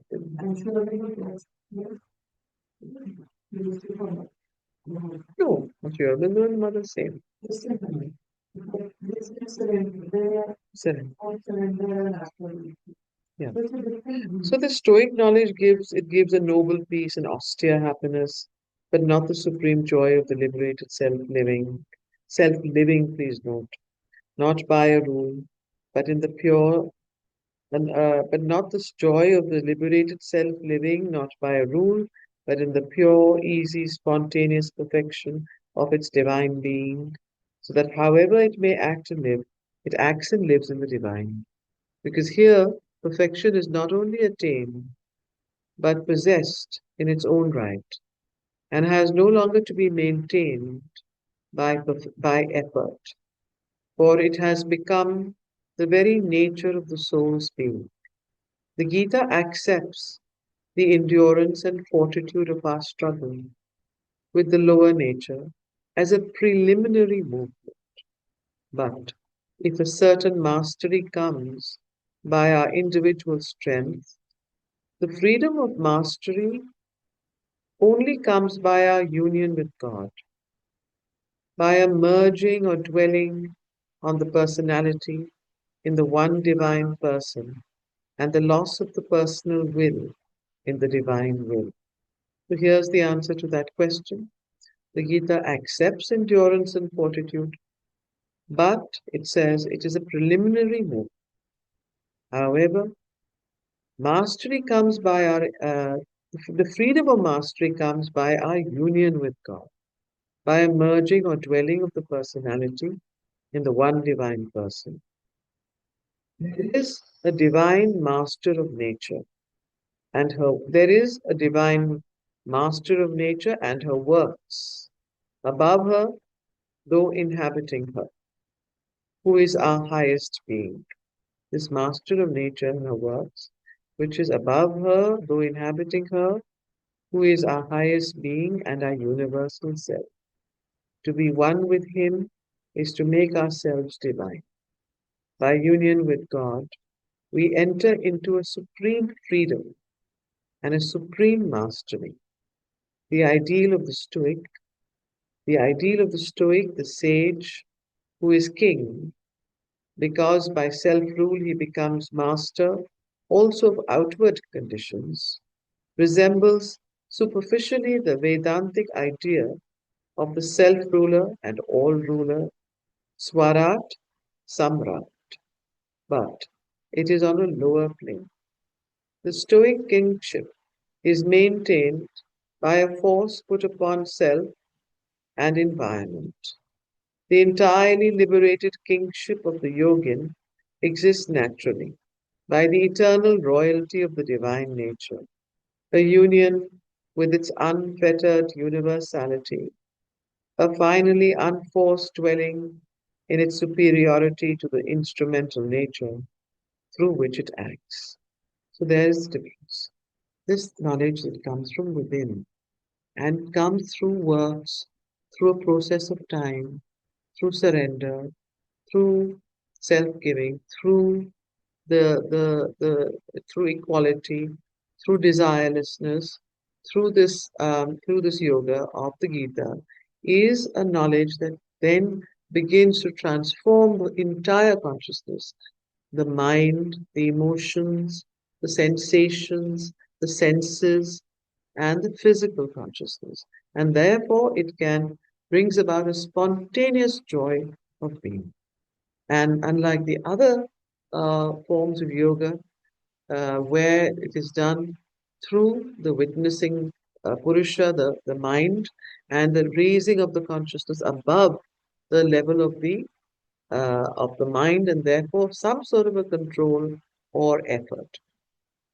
Okay.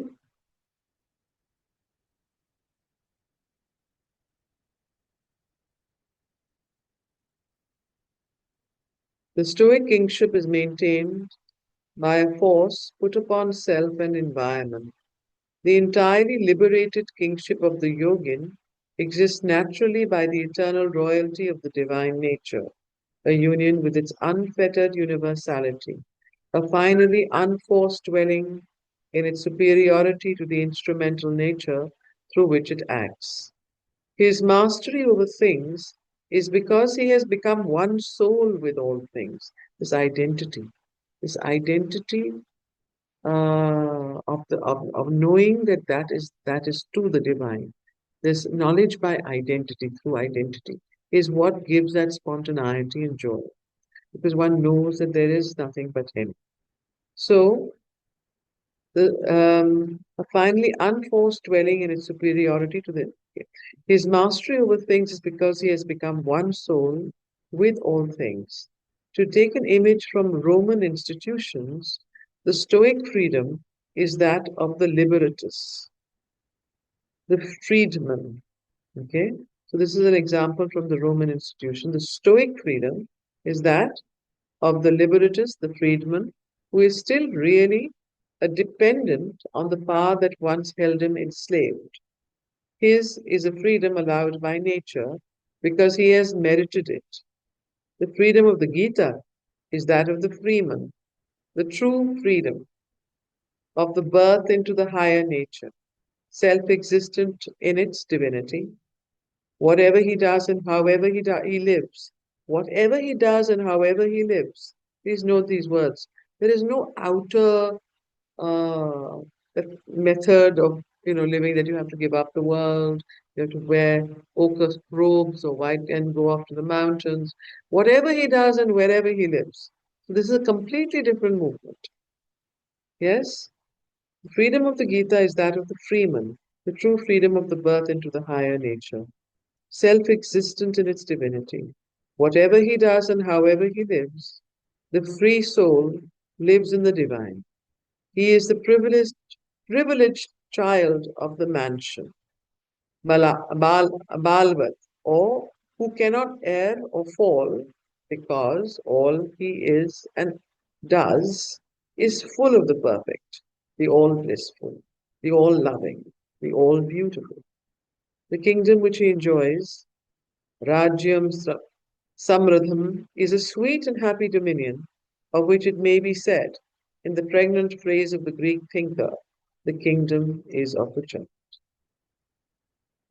The kingdom is of the child. The knowledge of the philosopher is that of the true nature of the mundane existence, the transience of outward things, the vanity of the world's differences, and so on. So we'll take this up next time.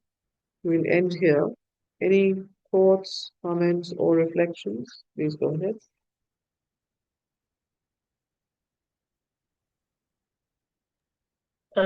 Amita, I just had something little to say. Is there time? Can I say it? Yes, of course. So I was reading about equality and the practice of equality, and Sri Aurobindo outlines 3 steps. Yes. The first one is endurance, by which we endure the duality that we are living in. Then the second step is to rise above it, where we become the witness. So there is a detachment that happens. And identification, the witness is identification with our inner being, inmost being. And to see it, therefore, to see the duality in equal terms, not to be affected, not to get disturbed by the joy or the sorrow that one has endured so far. That is the equal vision. And the final step is the submission to the divine's will. So when these three steps we apply to what we just read in this paragraph, the first step is the Stoics, where he talks about the freed man of the Roman era. And that is only endurance, but it's endurance that is philosophic and therefore requires effort. And that is the first stage. When we are practicing endurance, it requires a lot of effort. Aurobindo calls it an ordeal. And he says it requires a lot of discipline. After that, to go to the next step, which is to rise above it as the witness into the higher nature. So what does that mean? It means we leave behind the hold of the gunas. Because the gunas only function through duality. So when we become equal visioned, what he talked about in the earlier page, we've actually risen above the grip of the gunas, above the lower nature. And that is why we are able to live equal visioned, because the gunas no longer affect us. And this brings us into very close intimacy with the divine within. And that is where there's a loving surrender and a consecration to the divine's will. And that is where he says that the free soul lives in the divine, because he's now freed of the lower nature. And the last sentence, the kingdom is of the child here being the psychic being. So we start living in the kingdom of the psychic and allow that to come in front. And because we have overcome the lower nature, there's no ego, no desire, and therefore it's the true karma yoga, where there's no desire for any fruit and you're just an instrument for divine work. That's how I understood it, so I thought I'd share it. Yes, thank you for that. I have a little idea that I wanted to mention, and it has to do with what you read on the top of page 206. And this doesn't affect me the way it used to, but earlier on in my life, I used to see when I would work with people, meet a lot of people, interact with a lot of people, I used to be able to see myself as the qualities that all of these different people I was meeting exhibited. And I could identify with the circumstances and how people would behave as kind of as though it was me. So in me, I had all of these different qualities that these different people had, and we're watching, for instance, the Mahabharata right now, and the Gita war the war is going on, and I used to wonder, am I more of a Kaurava or a Pandava? Where am I really? What's my real nature? And the characters in the Mahabharata, they exhibit, they're examples of different qualities that we can have as a character. And so it's, in a way, we're all of these qualities, and then we have to decide, okay, for our personal selves, how are we really, and if we develop the clarity of mind and of perception to where we can dwell just in pure consciousness, then we can rise above that, which that's the goal. But when we're down in the war, fighting things out, how do we really behave? So I think that it's very beautifully put here on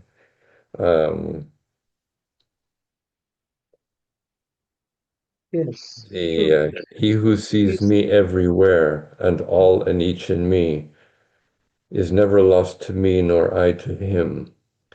If we can see the divine in everybody, that's really the goal. And we transform as a result of that. Just wanted to bring that up. Yes. And I know I'm not alone in that perception. I know other people who've experienced the same thing. In fact, there are qualities that the Duryodhan has that are, he's an exaggeration of a particular kind, but they manifest in all of us, and we see those qualities in ourselves too. And similarly, the Pandavas. But the important thing is, as they say, that one is where is one's allegiance? Is it to the truth, to the light, or is it to the darkness and the ignorance?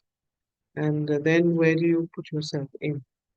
So the Gita is extremely practical. It gives you a framework for practice. And I think this today's line, especially where the course of time and how knowledge is gained, the differentiation between intellectual knowledge and divine knowledge and perception and awareness. And then, of course, the three stages. There are actually three Sanskrit words for these three stages, which I read, which I'm going to find maybe WhatsApp it. But in any case, equality, there's a whole book on equality which is worth reading, a small thing on understanding how to practice it, the stages through which one has to go through, and what is the actual practice involved. Good. So with that, we shall end with 1 minute of concentration and prayer. We were on Essay on the Gita, chapter Equality and Knowledge. Yeah.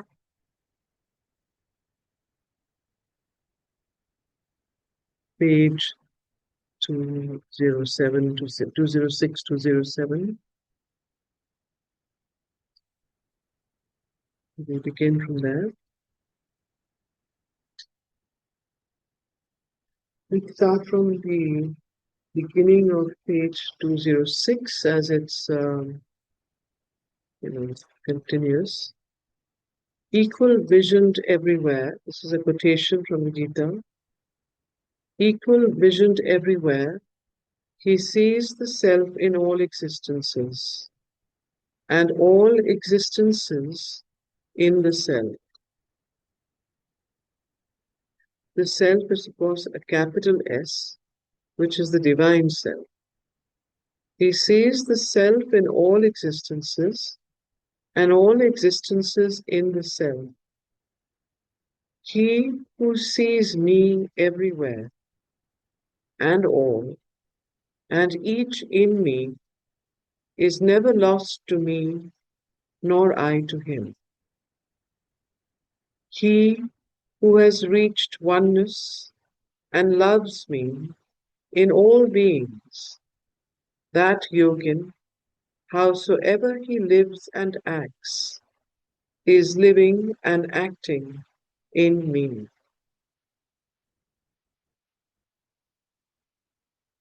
O Arjuna, he who sees all equally everywhere as himself, whether it be happiness or suffering, I hold him to be the supreme yogin.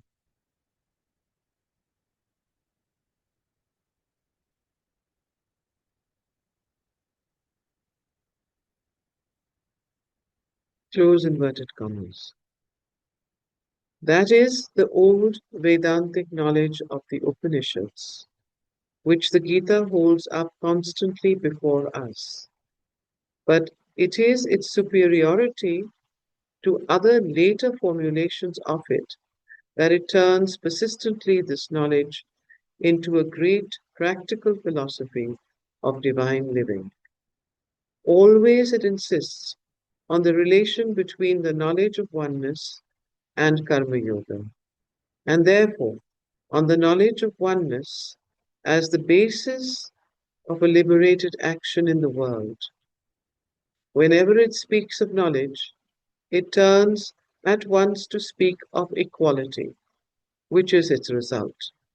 Whenever it speaks of equality, it turns to speak too of the knowledge which is its basis. The equality it enjoins does not begin and end in a static condition of the soul, useful only for self-liberation. It is always a basis of works, the peace of the Brahman in the liberated soul is the foundation. The large, free, equal, worldwide action of the Lord in the liberated nature radiates the power which proceeds from that peace. These two made one synthesize divine works and God knowledge. Now, this is extremely important for us, especially as it is a deviation from some of the other yogas, for example, Patanjali's yoga and several others, which which looks at spiritual life as in contrast or in contradiction to life in the world. And here in the Gita, it is very, very clear that Sri Krishna is bringing together this this so-called uh, this equality, liberation, or what he calls as knowledge, and karma yoga or works. It is not one or the other. One does not need to leave the world to become liberated. In fact, that is only a one-sided liberation and not full. So therefore, this is an extremely important um, cornerstone of the Gita's practice, Gita's philosophy and teaching, which of course has been taken up wholly by Sri Aurobindo in his yoga also. So whenever it speaks of knowledge, it turns at once to speak of equality, which is its result. Whenever it speaks of equality, it turns to speak of knowledge. The equality it enjoins does not begin and end in a static condition of the soul, useful only for self-liberation. It is always a basis of works. This is very important. So these two made one synthesize divine works and God knowledge.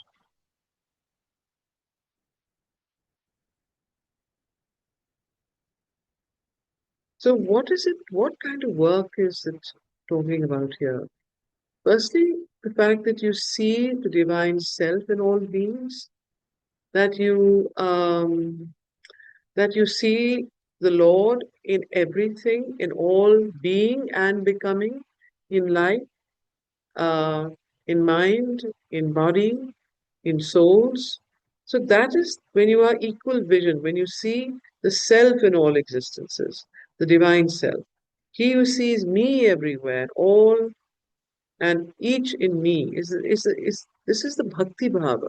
Because when you are lost in the divine, when you have this love for the divine in all beings, that is when you begin to uh, uh, do the true works, because then you are living in the divine, in life, in beings, not just outside of it.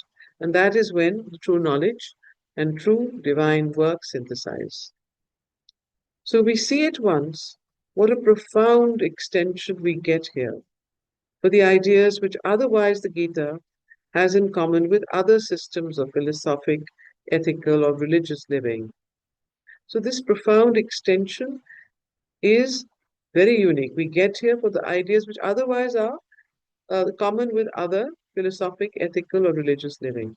Endurance, philosophic indifference, resignation are, as we have said, the foundations of three kinds of equality. So the three kinds of equality is endurance, philosophic indifference, what they say, and resignation are the three kinds of equality. But the Gita's truth of knowledge not only gathers them all up together, but gives them an intimate, infinitely profound, a magnificently ample significance. So, what is this infinitely profound and magnificently ample significance that the Gita's truth of knowledge gives these three forms of equality? First, the Stoic knowledge is that of the soul's power of self mastery by fortitude, an equality attained by a struggle with one's nature, maintained by a constant vigilance and control against its natural rebellions.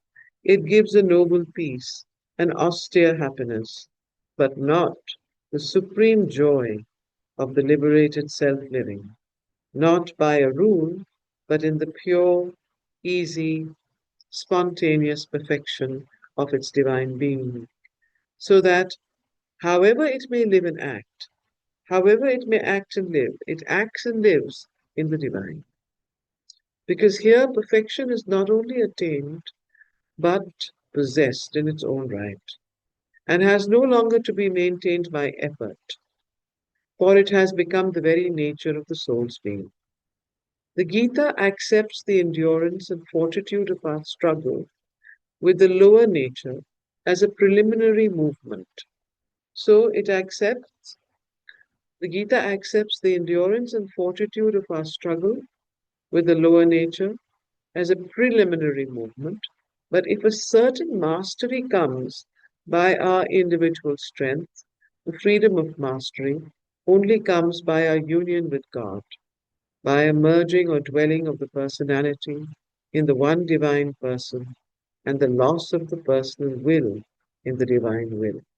So mastery comes by surrender and self-giving, merging by a union with God, by a merging or dwelling of the personality in the one divine person and the loss of the and personal will in the divine will.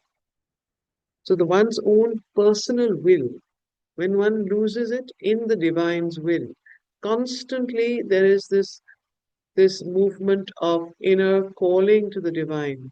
Let thy will be done and not mine. Let thy will be done and not mine. When one is no more insistent on one's own thoughts and ideas and preferences and desires and calls the Lord and is passive enough to receive the Lord's guidance and active enough to call and to love the divine, then the state of being merged in the divine comes to us. So that is the next step after the first couple of three forms of equality that the Gita teaches. Then you have this active love of divine joy. That equality is an equality that is full of the bliss of the divine, full of the divine joy of self-giving and of merging, which is unlike the other three equalities, which are preparatory stages. So here we have then this third form of equality, which is a culmination of these three. Now, there is the divine master of nature and her works. Above her, by emerging or dwelling of personality in the one divine person and the loss of the personal will in the divine will, there is a divine master of nature and her works. Above her, though inhabiting, who is our highest being and our universal self. To be one with him is to make ourselves divine. Very important lines. So what is he saying here? There is a divine master of nature, something that is the is what we call as the Divine Master Nipurusha and her works, Prakriti, Para Prakriti, Para Purush, above. And there is a Divine Master of nature and her works, above her, though inhabiting her. Who is, and what is this? He is our highest being and our universal self. To be one with this universal self, to be one with Him, is to make ourselves divine. By union with God, we enter into a supreme freedom and a supreme mastery. The ideal of the Stoic, the sage, who is king because by self rule he becomes master also of outward conditions, resembles superficially the Vedantic idea of the self ruler and all ruler, Swarat Samrat, but it is on a lower plane. The Stoic kingship is maintained by a force put upon self and environment. The entirely liberated kingship of the yogin exists naturally by the eternal royalty of the divine nature, a union with its unfettered universality, a finally unforced dwelling in its superiority to the instrumental nature through which it acts. His mastery over things is because he has become one soul with all things. To take an image from Roman institutions, the Stoic freedom is that of the liberatus, the freedman, who is still really a dependent on the power that once held him enslaved. His is a freedom allowed by nature because he has merited it. But the freedom of the Gita is that of the freeman, unlike the freedman. So the difference between the freedman and the freeman. The freedom of the Gita is that of the freeman, the true freedom of the birth into the higher nature, self-existent in its divinity. Whatever he does and however he does, whatever he does and however he lives, the free soul lives in the divine. He is the privileged child of the mansion, Balavat, who cannot err or fall because all is he, because all he is and does is full of the perfect, the all blissful, the all loving, the all beautiful. The kingdom which he enjoys, Rajyam Samriddham, is a sweet and happy dominion of which it may be said, in the pregnant phrase of the Greek thinker, the kingdom is of the child. So this is the um, Gita's idea of freedom, and it is something where the free soul lives in the divine, privileged child of the mansion. This freedom of living in the divine, when one is constantly in the divine, is when one is totally and absolutely free. And whatever one does, however one acts, one is acting in the divine and living in the divine.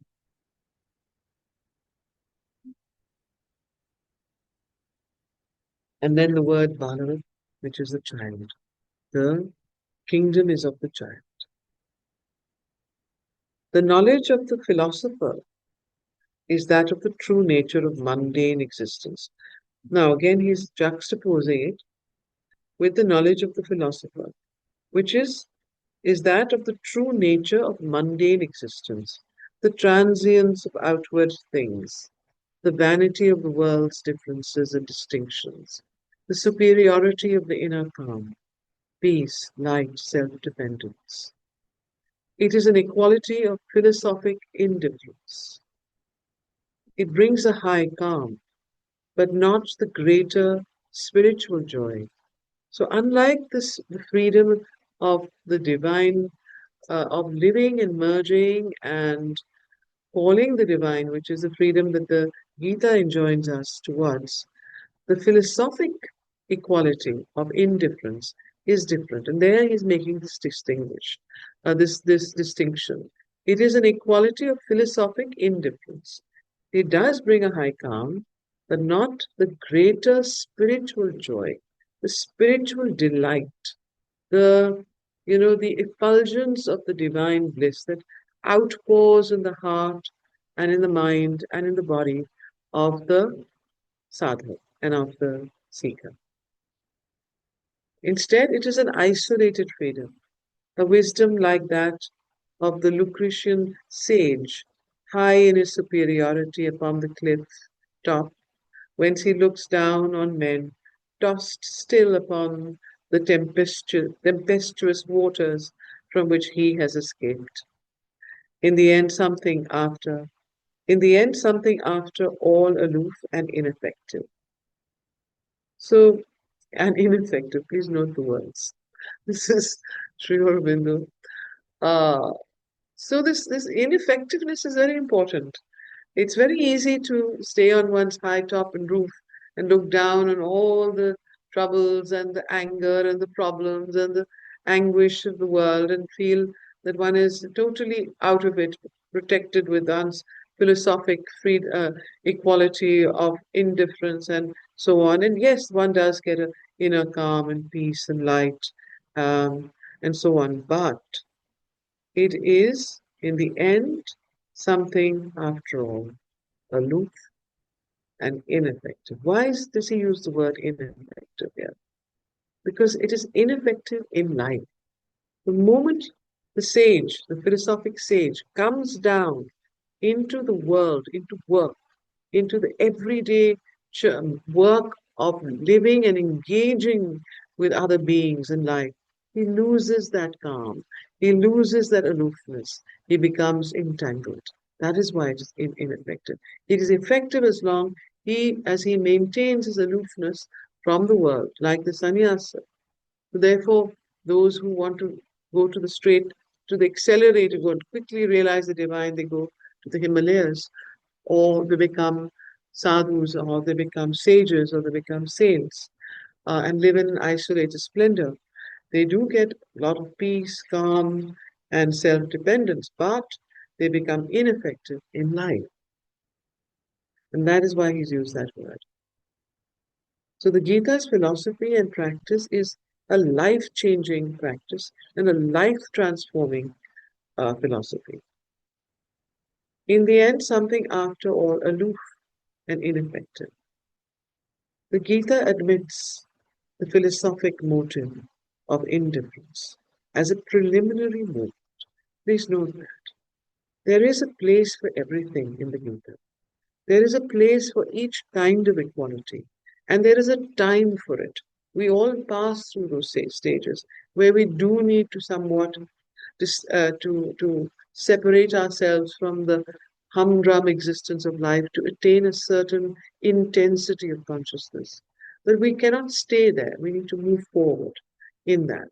So therefore, the Gita admits the philosophic motive of indifference as a preliminary move, but the indifference to which it finally arrives, if indeed that inadequate word can be at all applied, has nothing in it of the philosophic aloofness.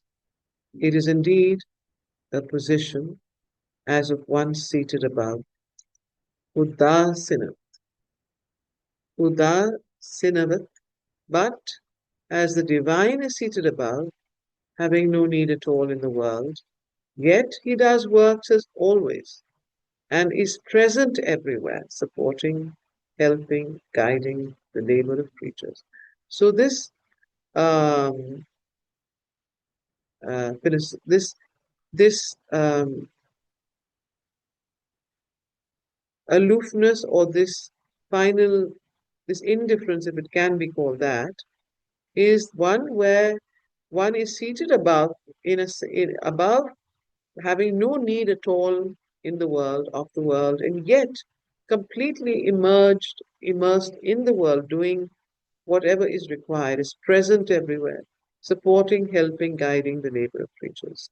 This equality is founded upon oneness with all beings. And that is the equality that the Gita enjoins us to develop in us. The equality that is founded upon oneness with all beings. It brings in what is wanting to the philosophic equality. It brings in what is wanting to the philosophic equality. For its soul is the soul of peace, but also it is the soul of love, of bhakti, of devotion, of deep. It involves just not only the aloofness of the mind and the the traveling of the consciousness upward and outside and above the mind, but also the opening of the heart and the transforming of the emotions into divine love. And that is what brings in this oneness with all beings, oneness and empathy and sympathy with all of creation. So this equality is founded upon oneness with all beings. It brings in what is wanting to the philosophic equality. For its soul is the soul of peace, but also it is the soul of love. It sees all beings without exception in the divine. It is one self with the self of all existences. It is one self with the divine self, to read this capital self, S. It is one self with the divine self of all existences. And therefore, it is in supreme sympathy with all of them. Supreme sympathy with all of them, without exception.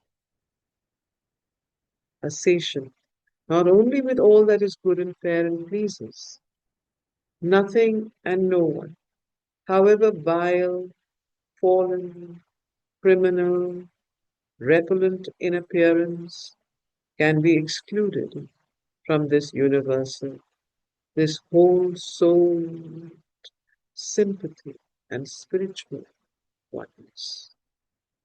Without exception, please know that.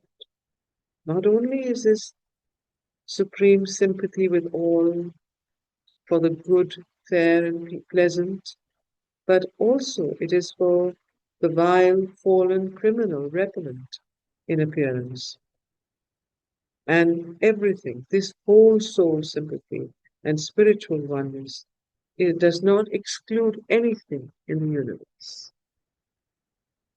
Here, there is no room, not merely for hatred or anger or uncharitableness, but for aloofness, disdain, or any petty pride of superiority. So here in this divine equality, this oneness, this experience of divine love, there is no room, not merely for any hatred or anger or uncharitableness, but also there is no room for any aloofness, disdain, or any petty pride of superiority. The divine compassion for the ignorance of the struggling mind, the divine will to pour forth on it all light and power and happiness, there will be, indeed, for the apparent man. But for the divine soul within him, there will be more. There will be adoration and love.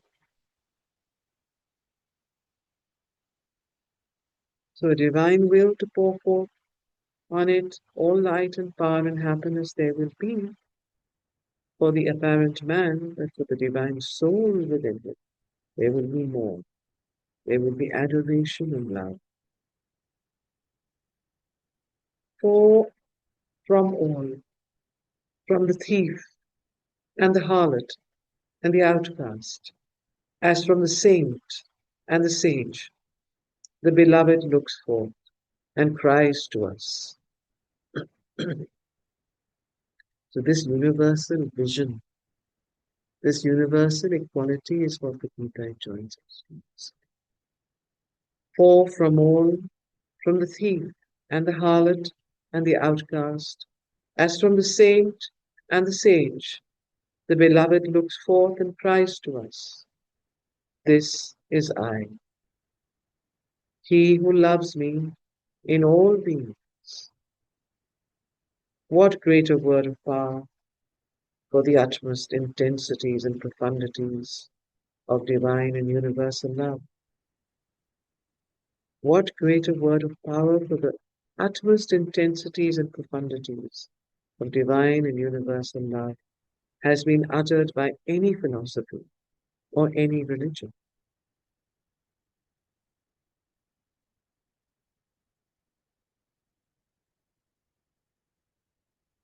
Resignation is the basis of a kind of religious equality, submission to the divine will, a patient bearing of the cross, a submissive forbearance. In the Gita, this element takes the more ample form of an entire surrender of the whole being to God. It is not merely a passive submission, but an active self-giving. Not only a seeing and an accepting of the divine will in all things, but a giving up of one's own will to the instrument of the Master of Works. And this, not with the lesser idea of being a servant of God, but eventually at least of such a complete renunciation, both of the consciousness and the works to Him, that our being becomes one with His being, and the impersonalized nature only an instrument and nothing else. All result, good or bad, pleasing or unpleasing, fortunate or unfortunate, is accepted as belonging to the master of our actions, so that finally not only are grief and suffering borne, but they are banished. A perfect equality of the emotional mind is established. It's very, very important. And this perfect equality of the emotional mind is established. How is that done? This is the method of doing it. This, in the Gita, this element takes the more ample form of an entire surrender. Not just a passive submission, but an active self-giving. Not just seeing and accepting the divine will in all things, but a giving up of one's own will to be the instrument of the Master of Works. And that also not with the lesser idea of being a servant of God, but eventually at least of such a complete renunciation both of the consciousness and the works to Him that our being becomes one with His being, and the impersonalized nature only an instrument and nothing else. And here again we come to Radha's prayer. All result, good or bad, pleasing or unpleasing, fortunate or unfortunate, is accepted as belonging to the master of our actions, so that finally not only are grief and suffering borne, but they are banished. How are grief and suffering banished through this method? Hmm? Because of total surrender. When you surrender and you have this absolute faith in the divine's will, leading you, bearing and carrying you, and that you know that everything is Him and He is the one that is in you, outside you, around you, organizing each and every event of your life, each and every work of your life, then you get into this complete sense of no suffering, because suffering comes from the ego, which which has a lack of faith and resists. Suffering comes from a lack of knowledge, comes from a division in the consciousness.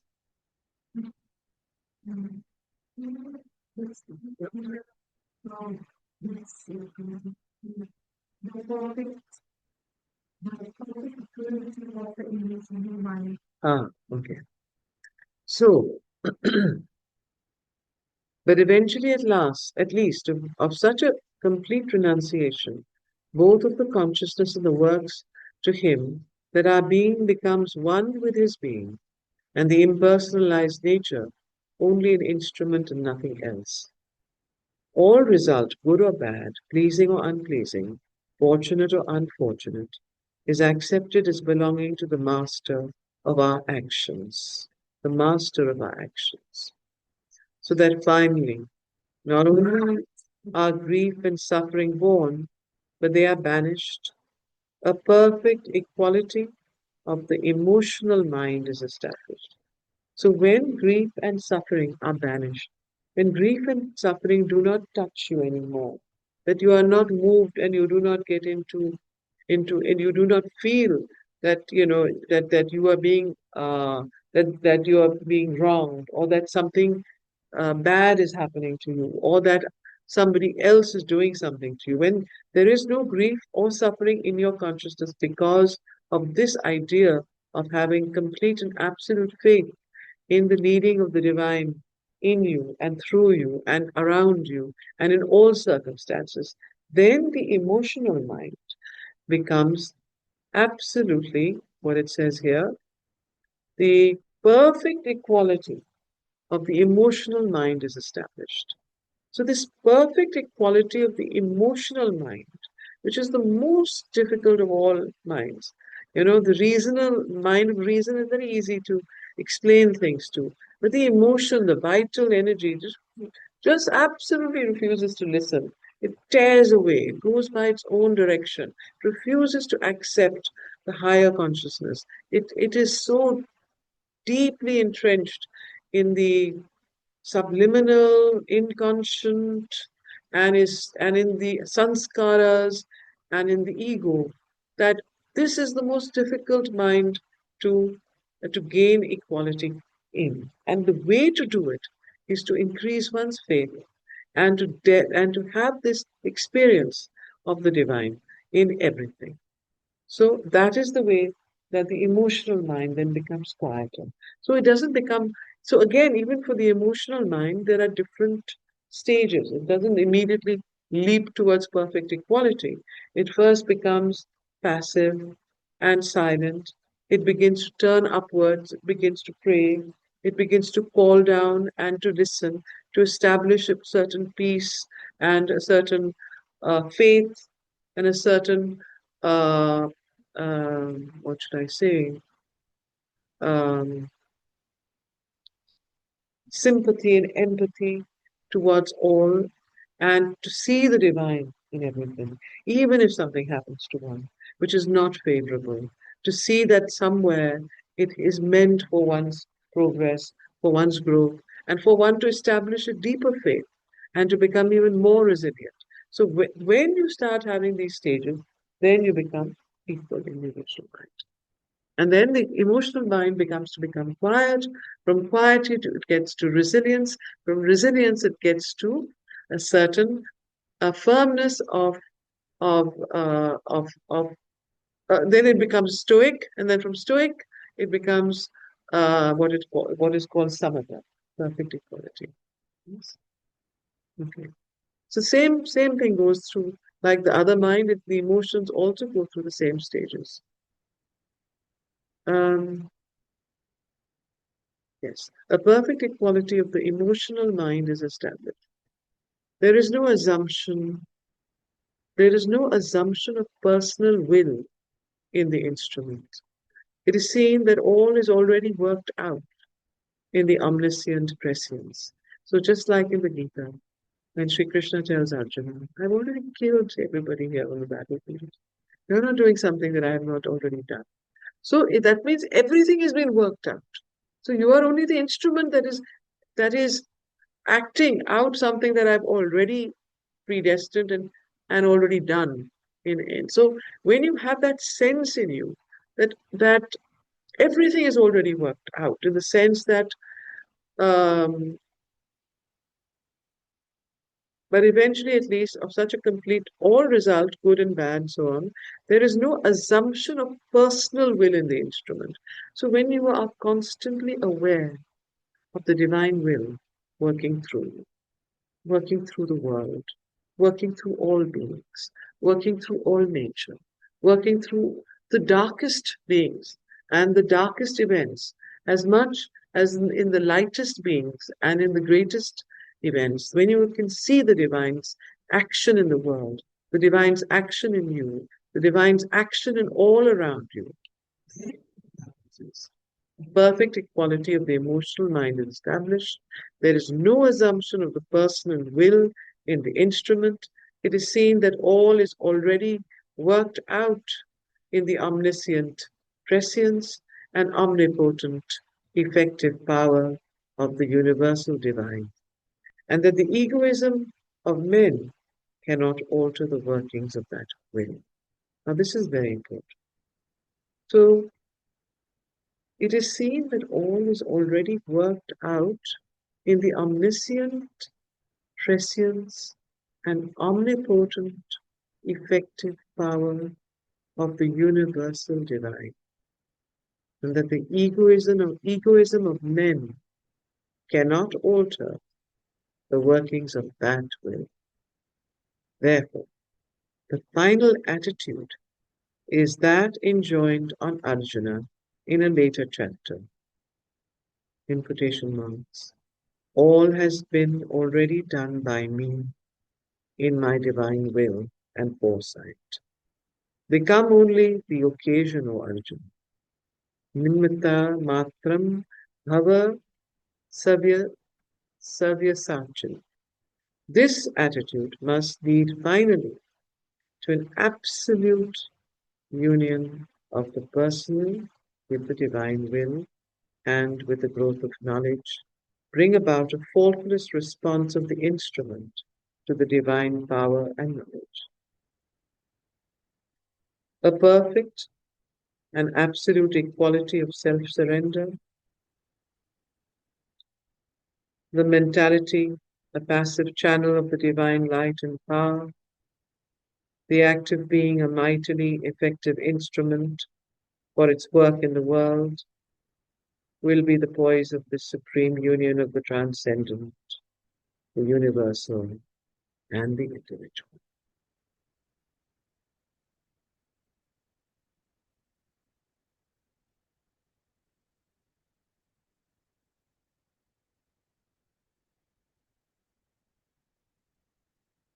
So we stop here today. All has already been done by him. And this last word, a perfect and absolute equality of self-surrender. The mentality, a passive channel. The mind, a passive channel of the divine mind. The active being, the prana, the vital being, physically a mightily effective instrument for its work in the world, will be the poise of the supreme union of the transcendent, the universal, and the individual.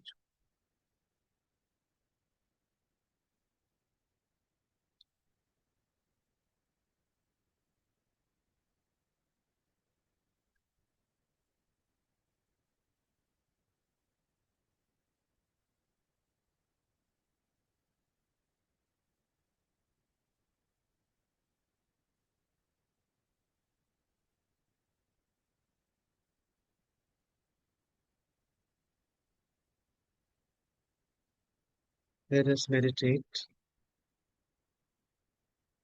on the words that we have just read, and let us meditate on the consciousness that is behind those words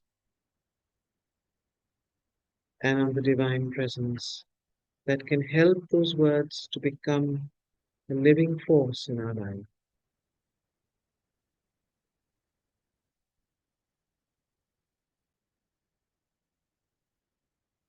Very good evening and good morning, good day.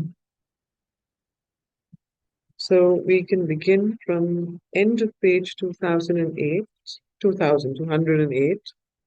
Essays on the Gita, Equality and Knowledge.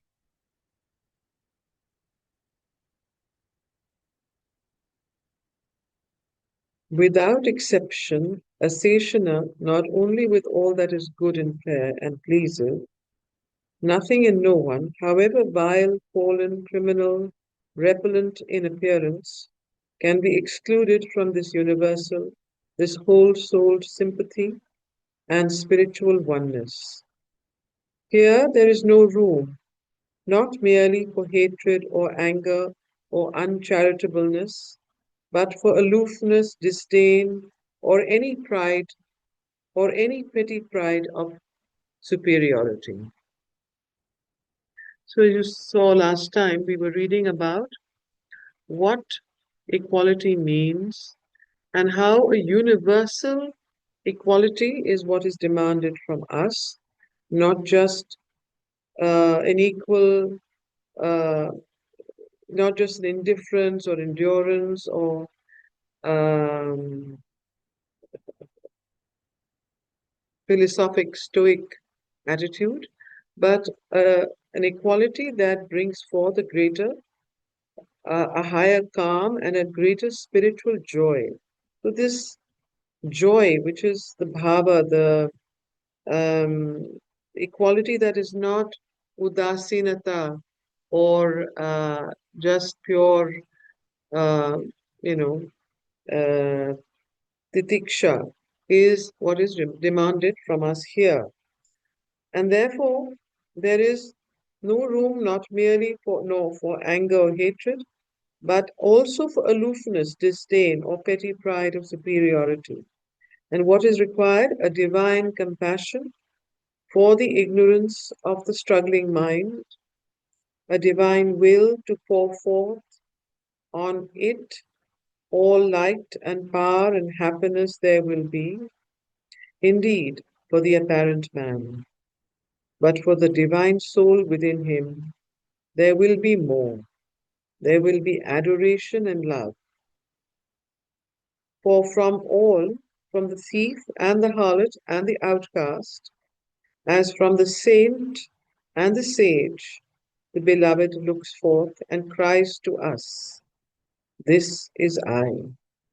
He who loves me in all beings. What greater word of power for the utmost intensities and profundities of divine and universal love has been uttered by any philosophy or any religion. So, this is the wonderful equality that the Gita teaches, which is a universal equality based on love and divine compassion and free from all kinds of uncharitableness, hatred, anger, aloofness, disdain, and so on. Resignation is the basis of a kind of religious equality, submission to the divine will, a patient bearing of the cross, a submissive forbearance. So more, these are more religious equalities of a religious kind. One is resignation, then is submission, then is a patient bearing of the cross, then is a submissive forbearance. In the Gita, however, this element takes the more ample form of an entire surrender of the whole being to God.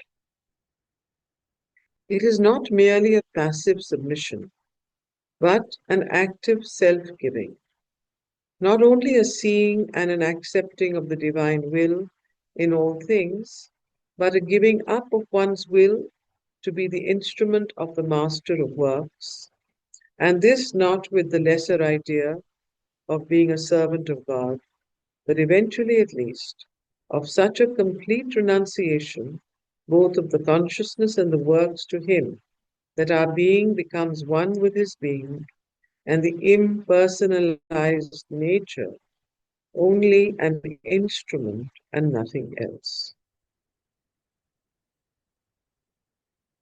So, this active self giving, seeing and accepting of the divine will in all things, the giving up of one's own will,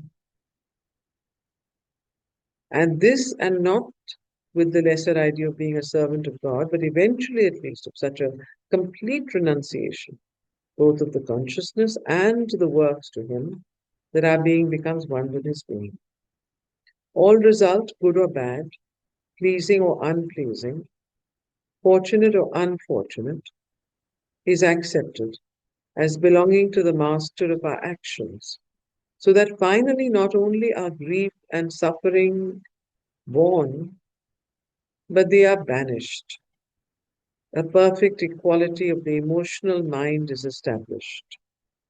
So when one is able to accept all results, good or bad, pleasing or unpleasing, fortunate or unfortunate, then um, the grief and suffering that are born in the end are banished. This grief and suffering changes, and instead a perfect equality of the emotional mind is established. There is no assumption of personal will in the instrument. It is seen that all is already worked out in the omniscient, prescience, and omnipotent effective power of the universal divine, and that the egoism of men cannot alter the workings of that will. So, this feeling and this experience that in everything there is the universal will that is being worked out, and that this personal will in the instrument is offered at the feet of this universal divine will, and that brings about, and that the egoism of men cannot alter the workings of that will, the egoisms of men. Therefore, the final attitude is that enjoined on Arjuna in a later chapter, which is all has been already done by me in my divine will and foresight. Become only the occasion, O Arjuna. Nimitta matram bhava savyasyan. Savya sachin. This attitude must lead finally to an absolute union of the personal with the divine will. This attitude brings about an absolute union of the personal will with the divine will, and with the growth of knowledge, brings about a faultless response of the instrument to the divine power and knowledge. A perfect and absolute equality of self surrender, the mentality, a passive channel of the divine light and power, the active being, a mightily effective instrument for its work in the world, will be the poise of the supreme union of the transcendent, the universal, and the individual. So, this results in a perfect and absolute equality of self surrender. And then the mind of the instrument, our mind, our mentality becomes like a passive channel through which the divine light and power can flow through and then bring about the divine knowledge. The growth of knowledge bring about a faultless response of the instrument to the divine power and knowledge. Equality too there will be with regard to the action of others upon us. Nothing that they can do will alter the inner oneness, love, sympathy, which arises from the perception of the one self in all. So not only will there be an equality in oneself towards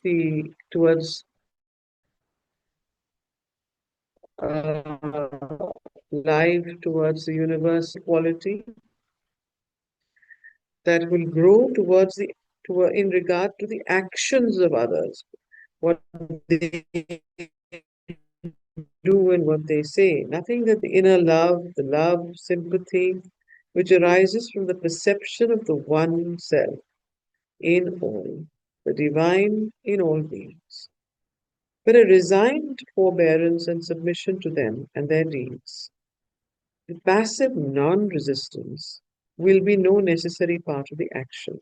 However, it cannot be, since a constant instrumental obedience to the divine and universal will must mean in the shock of opposite forces, that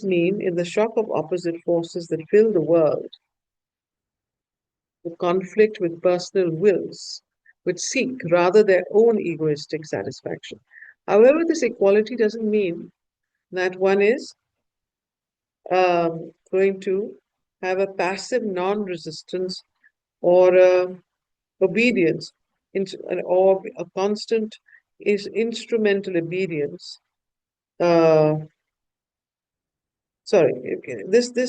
This resigned forbearance and submission does not mean that one has to be passive and accepting of the forces that fill the world, which are in conflict with the divine will, which seeks rather their own egoistic self-seek. So therefore, like in Arjun, he could have said, "Oh well, you know, Duryodhan is wants the kingdom, and Duryodhan wants to throw us out, and he wants to be king, and so therefore let us accept it. It's the divine's will, and we do nothing about it." He did not do that.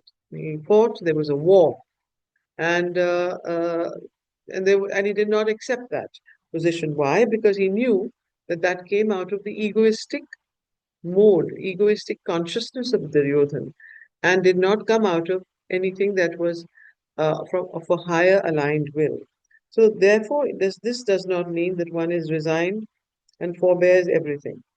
So, but a resigned forbearance and submission to them um, and their deeds, a passive non-resistance will be no necessary part of the action. This reminds me, passive non-resistance will be no necessary part of the action. So if somebody comes and, tries to, you know, conquer your country or your house uh, or tries to do something to you, you're not going to just stand there and say it's the divine's will. Go ahead. So, since a constant instrumental obedience to the divine and universal will must mean in the shock of opposite forces that fill the world, a conflict with personal wills, which seek rather their own egoistic satisfaction. Therefore, Arjuna is bidden to resist, to fight, to conquer, but to fight without hatred or personal desire or personal enmity or antagonism, since to the liberated soul, these feelings are impossible. So therefore, Arjuna is bidden to resist, to fight, but without hatred, personal desire, or personal enmity. Since the liberated soul, these feelings are impossible. To act for the lok sangraha. This is very, again, the same idea keeps coming back again and again in this chapter. And is a very important part, central part of the Gita's teaching, which often is ignored. To act for the lok sangraha, which means what? For the good of all, the universal good, impersonally, for the keeping and leading of the peoples on the path to the divine goal, is a rule which rises necessarily from the oneness of the soul with the divine, the universal being, since that is the whole sense and drift of the universal action. Nor does it conflict with our oneness with all beings, even those who present themselves here as opponents and enemies.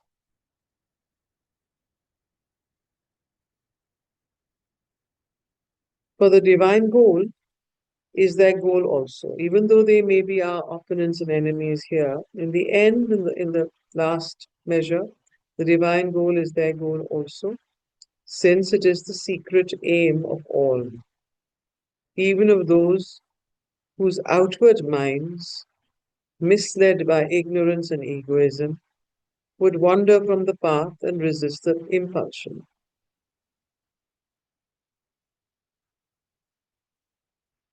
Resistance and defeat are the best outward service that can be done to them.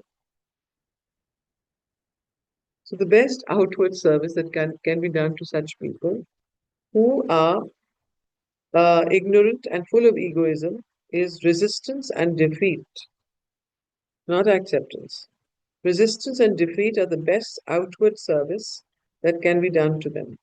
By this perception, the Gita avoids the limiting conclusion which might have been drawn from a doctrine of equality, impracticably overriding all relations, and of a weakening love without knowledge, while it keeps the one thing essential unimpaired. So you see, this reminds me so much of what, Sri Aurobindo wrote during the time of independence and, when there was this movement to separate Pakistan from India. And Gandhi kept saying that, we must accept it, passive non-resistance. We have to, otherwise it'll be bloodshed, and they are our brothers, and they are so and so. But there was what was the deeper reasons behind it? It came out of a terrible egoistic motive in the parts in Jinnah and other leaders who wanted to become uh, heads of their state and wanted to separate because of a reason which was not out of love or universal goodwill.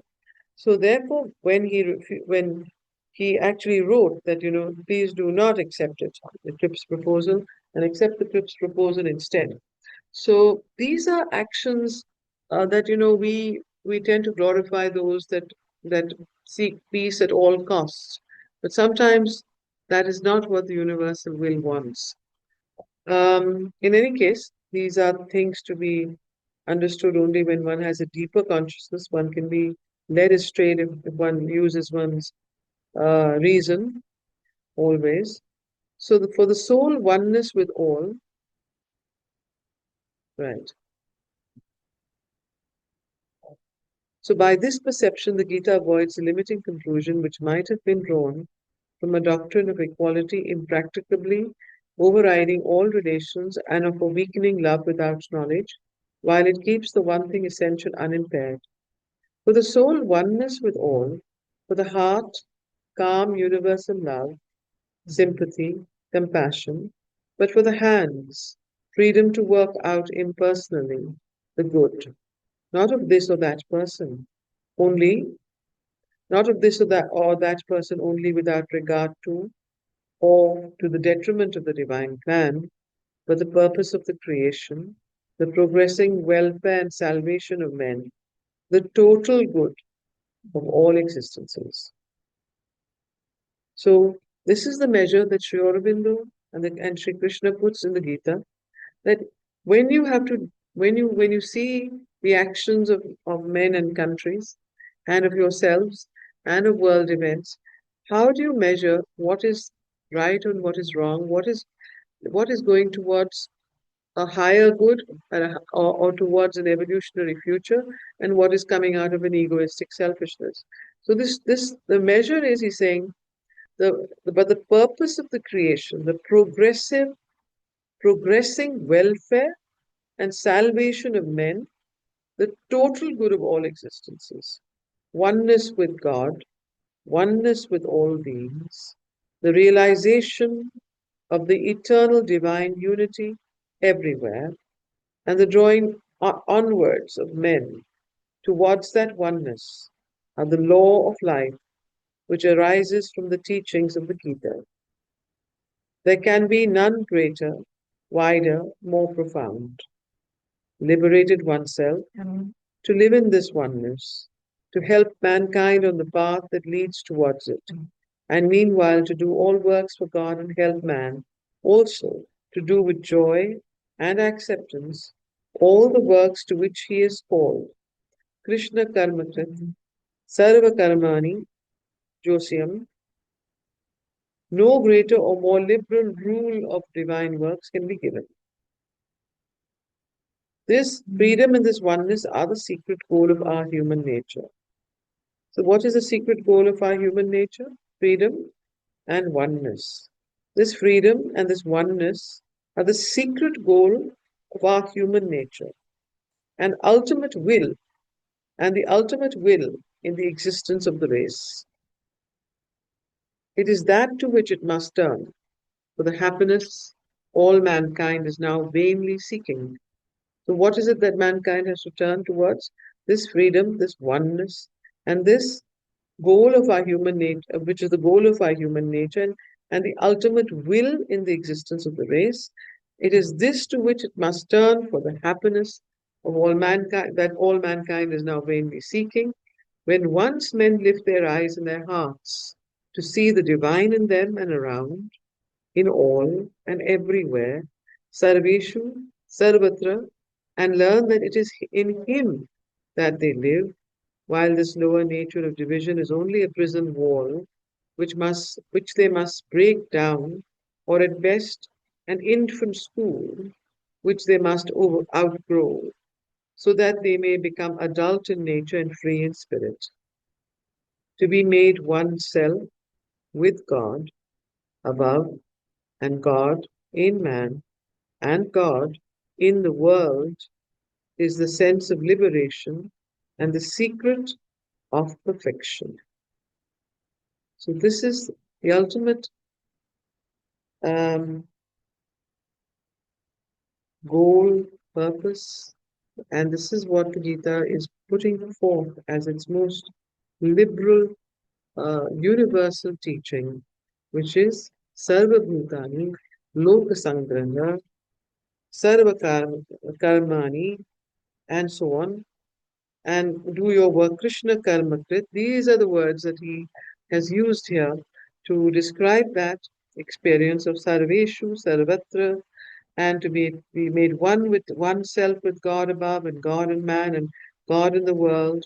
And this is the sense of liberation and secret of perfection that the Gita upholds. So, any questions, comments, reflections on what we read? I have a question. Can I Yes, ask now? Yeah. yes. Yeah. So for Krishna, for Arjuna, for example, Krishna was directly giving the, like, what is the divine will for him to do. Similarly, I think for Sri Aurobindo, I think Krishna, in his Alipur jail, basically he was given uh, uh, injunctions by the Lord himself. But how does it happen for normal people? Because how do you identify what is the divine will for? How do I identify the divine will for myself? Yes. So there's a process for that, which has been laid out in the Gita. And that is to first you have to do a process, you have to go through a whole self purification, surrender, love for the divine, keep holding everything up to the divine, put it at his feet, and ask him to guide you. There has to be a fervor, a kind of what should I say, deep aspiration. I mean, Sri Krishna didn't exactly walk into Alipur jail, into Sri Aurobindo's life just like that.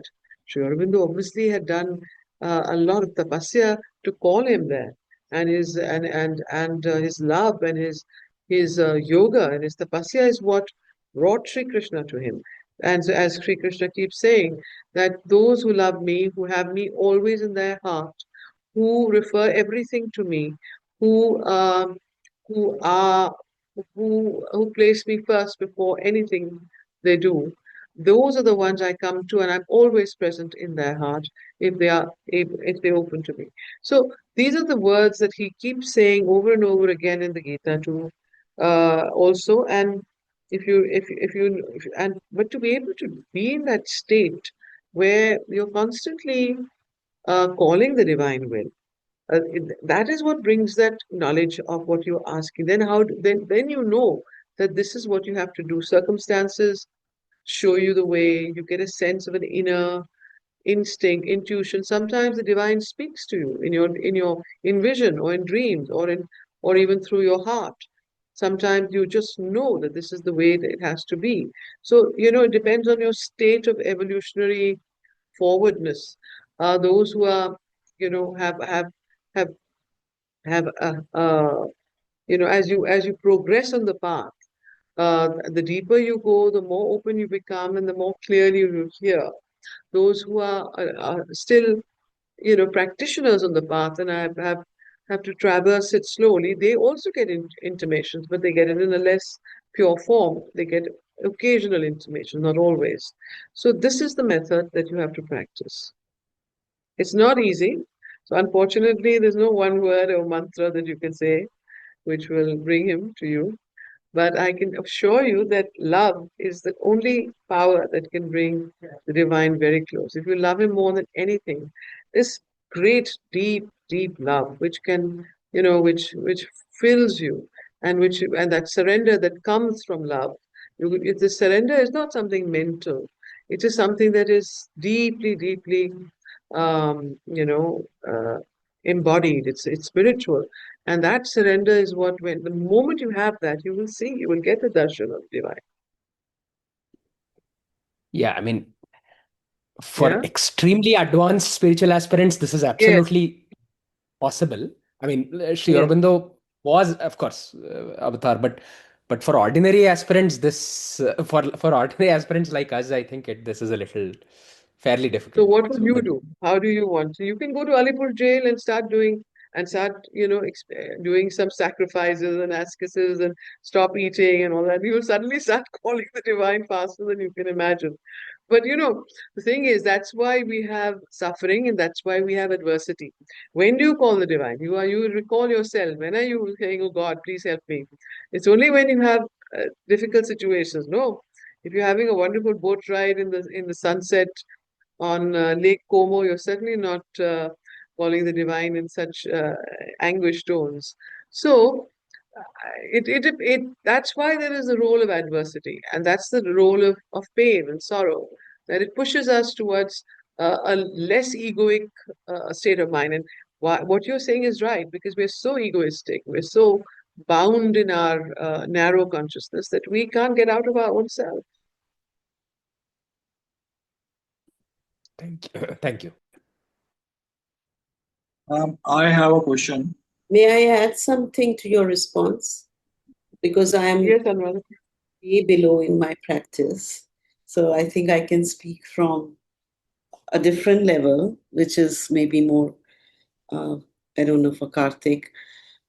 Yes, yes, please. Has helped, has helped me or helps is over the years, the more you work on your mental being and your emotional being, becoming self aware more and more, developing the discernment where you are fooling yourself or where the various voices which come within you from these parts, and try and choose the higher voice between them. That kind of starts establishing a certain clarity and quietness. It is like in a pond, the treasure is hidden, the water is murky. You can clean the water, but there is also has to be stillness. So, this work of purifying your nature, which is not necessarily only through meditation, it is your day to day interactions where you see if you said something, you responded in a certain way, where did it come from within you? Was it the egoistic part in you? Was it from the less egoistic or the more egoistic? And so the journey goes on till you start becoming more and more perceptive and acting from a deeper and deeper and a more pure, quieter part of you. That prepares the conditions for you to listen to your inner voice. And sometimes you might mistake it for an inner voice and it may not be, but that's also okay. But and then after you listen to that voice, if you still have some uneasiness deep inside you, that is again another indication that maybe that was not the voice of your soul, but of something close to it, but not yet it. So this is really trial. You have to try and observe yourself, take notes, and then try again. That is the practice.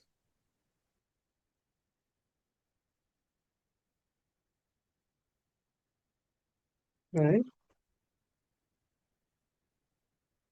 Anyone? Yes, you had a question? Yes, so you were talking about adulthood here, and this is what is known as a moksha, and this oneness with the God is like a samadhi avastha. And it is not mentioned here what people said do the Naam Jap or Simran, and sans by sans, every breath by breath, you feel it.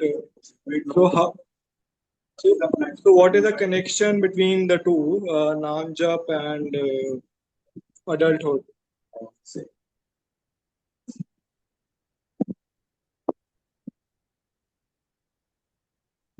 Right.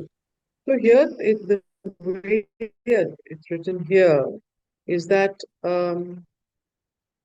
The lower nature of division is the lower nature, which is ego bound, which is like a prison wall out, and this is like an infant school. So when you're when you're a young child, when you're a baby, when you are, you need boundaries, so that you don't hurt yourself, so that you don't fall into the water without understanding, or you don't burn your fingers. So there is a certain boundary. So this is the prison wall. Now the ego is the helper and the ego is the bar. So till you, in this infant school, till your whole personality has become totally mature and you have become you know who you are, and you're fully developed. You're not just a lemming, but you're a fully developed, complete being. Till then, you need the ego. So that is where the prison wall of the ego is necessary, is good, and is required. And then after that, when you become an adult, you must outgrow it. What we don't do is, when we become adults, we don't let go of the ego. We don't break out of this ego bound consciousness. We are still stuck in it. And that is where which they must outgrow, so that they may become adult in nature and free in spirit. Now you can only become free in spirit when you have come into either the psychic consciousness, a deeper inner consciousness free from the ego, or you have come to a spiritual consciousness. So then you become free in spirit. So this is what the Gita is saying. And therefore it says to be made one self with God above and God in man. And you can only be made one self with God above and God in man and God in the world when you have this liberation from your own ego. That's what it says. Okay?